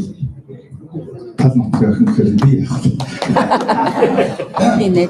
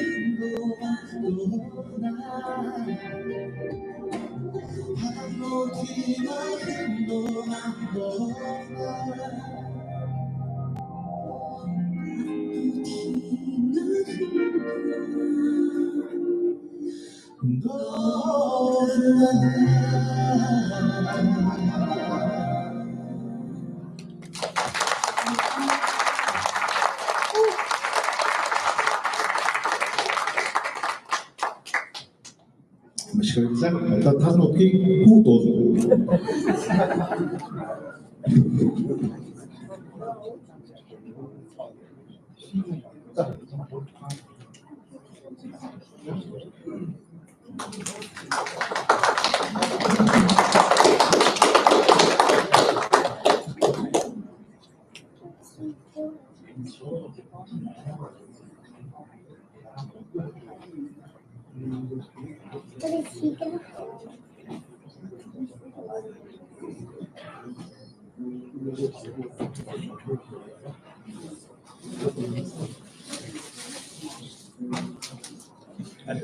За төлсөн ирсэн та бүхэнд өдрийн сайхан мэндийг хүргэе. Би анх 17 онд одоо энэ Chinggis Khaan тахлах энэ сайхан найрын урилгаар Америкт ирж ирсэн. Тэрнээс өмнө 12 онд тоглолтод ирж ирсэн. Тэгээд 17 онд би Алтан шагаан найзтайгаа Алтан шагаан шавч бид хоёр одоо яг тахилын урилгаар 17 онд яг энэ газар ирж тоглож ирсэн. Тэгээд тэрнээс хойш одоо гэж үгэлжлээ.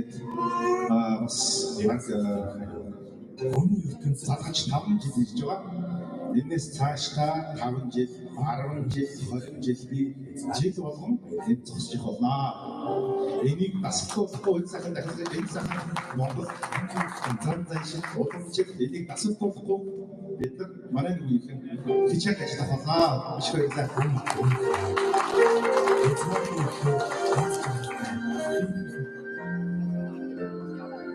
Сүүл дооны хог чиглэлээр хүний төлөө өсгөн өглөөж үлдэн амьдрахыг миний сайхан ээжийн бүх аа энэ доо харин бидний зөв өдрөө зөв болно шүү. Тэр хайрыг нэвинэ бас бусдын хайрлах хайрыг бэлгэлсэн.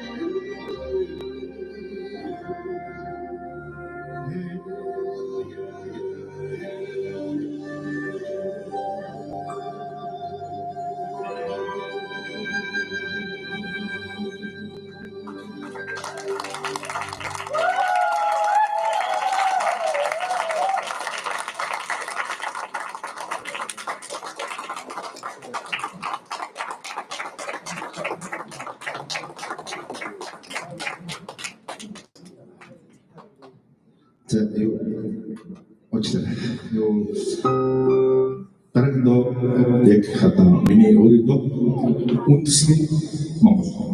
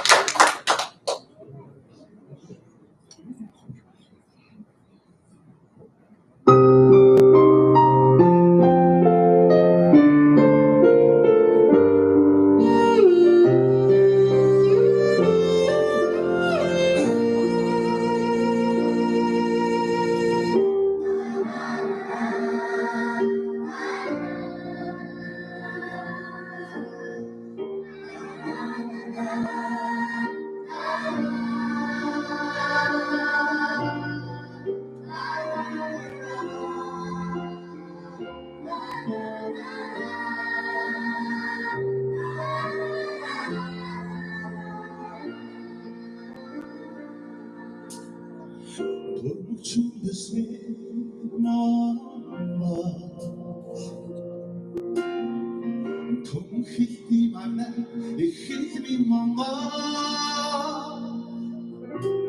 tingre 소동태 아루 흠멍어 데히 dundusta 아ፍ던 흠 멍부쳐 머리 허덕 겐디데 누르츠 멍어 고국인이 있을 때 빙그리도 새 멍어 후지듯 익숙지 어렵다 상멍어 공비채 숨글듯이 상상했어 멍어 돌고 죽듯이 멍어 도국 히히 만나 내 히히 멍어 내 길에 서던다 아루 험멍어 내 힘은 그스타 아픈 험멍어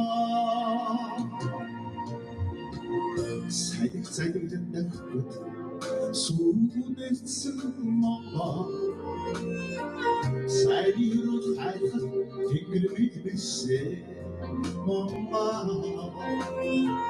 나도 먹니 거야 오락창 멍어 역시 다른 숨이 소중한 숨 멍어 골목 준비스레 멍어 도무히히 만나 히히 멍어 내 길에 쏟아다 아루 험멍어 내 힘은 그 스타 아스던 험 멈춰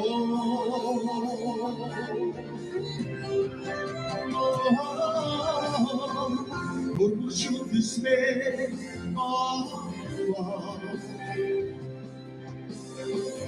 도무히히 만나 히히 멍어 내 길에 쏟아다 아루 험멍어 내 힘은 그 스타 아스던 험 멈춰 내 힘은 그 스타 아스던 험 멈춰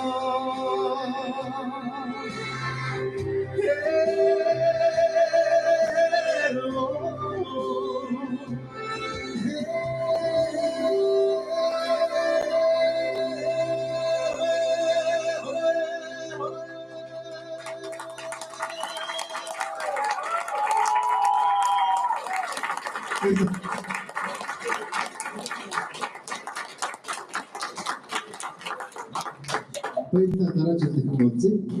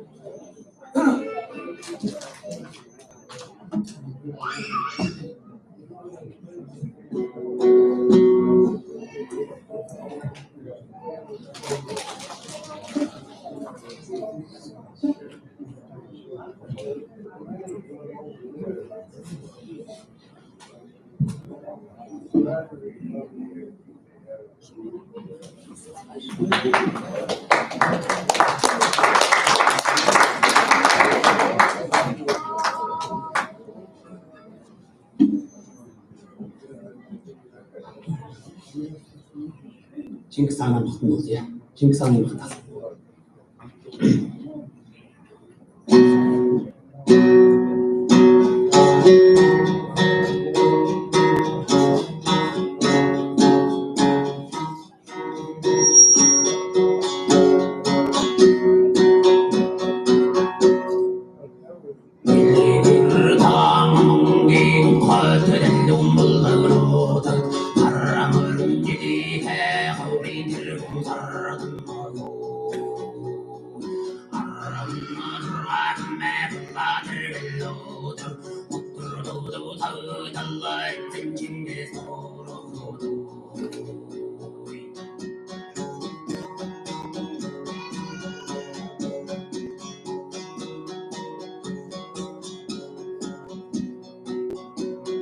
사바인 지네누 지금 나 바로 왔다 바린 지네가 흘러더랑 흘렀다 샤라삼망들 대백의 문들이 닥쳐다 샤라만리 고야 대기 우죄와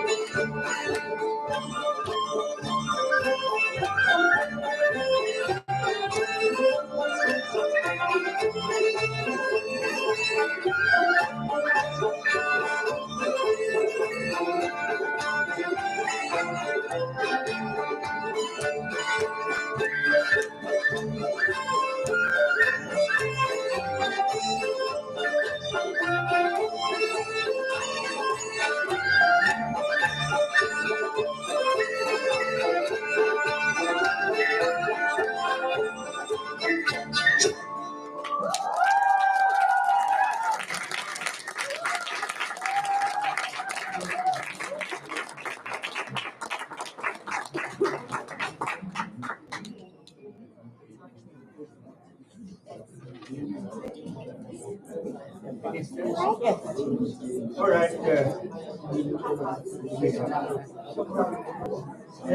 Many өдрийг хэрэг өрөөд үргэлжлэж дараагаар реги хол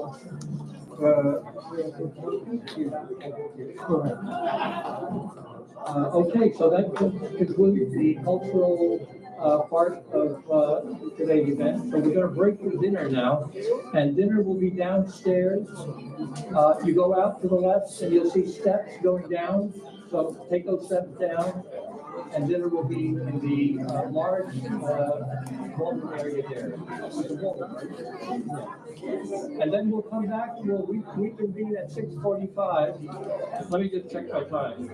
Oh, what am I saying? 6:45. Well, no, 7 is gonna. Let's plan for maybe 45 minutes for dinner. 45 minutes for dinner, and then we'll come back here around 7:30. Nice to meet you. I like your Yeah. Oh, no worries. Are you holding up okay? I'm great. You know? All right, cool. Except my phone is not holding up so great. I'll try to do that.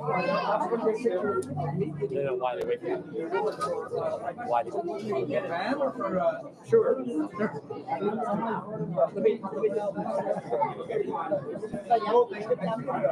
야, 저런 거로 이거 잠깐만.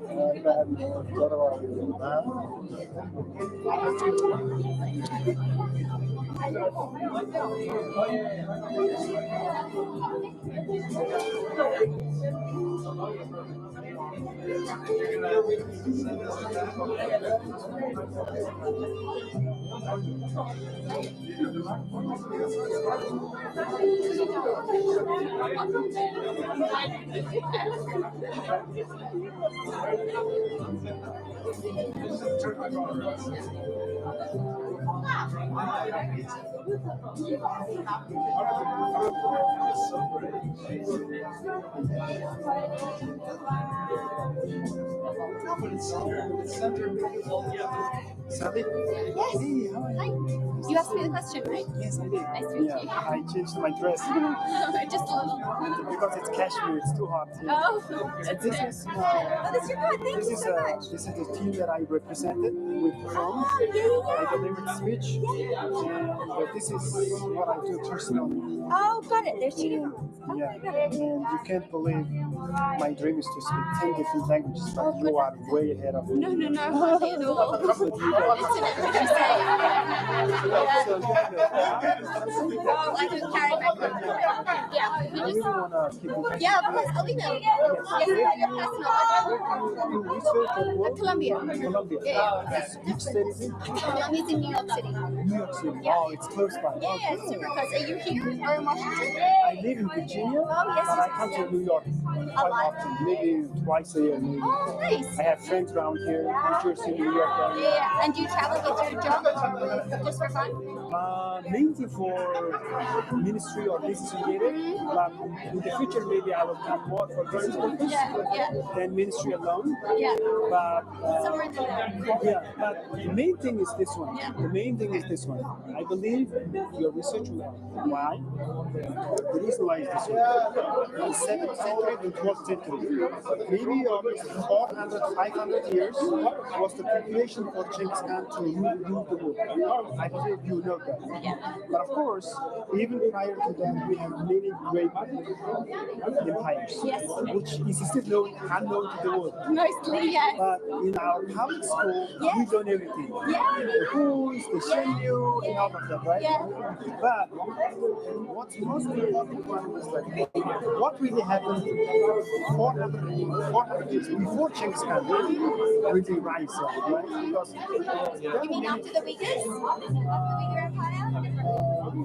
maybe, which means there were many prerequisites that enabled Chinggis Khan. Yeah, of Because course. unless there was something in place, it can be, right? So There's also, have you looked at some of the environmental data? There's a really interesting moment, the 15 years of the rise, his rise corresponding to 15 most trivial and warm years. So there's definitely an environmental exposure as well. So you just physically had no food to feed the land. and then something I thought you might give during the answer was this. When America even allowing women to vote, less than 100 years ago. Yeah, and even now. how about Europe? You know, all this monarchy in the United Kingdom. I think we advance it, maybe on the economic sense, but the cultural and everything else, maybe not. So, thank you for. There's difference culturally between the way women and men integrate in Arabic culture as there are in the West. Right. Yeah. Way of life. The private public space, this idea that the girl is both, and therefore the young children were witnessing men and women make decisions. That politically wasn't available to most women. Even now, it's not available to most But do you know women's role in household in Mongolian society?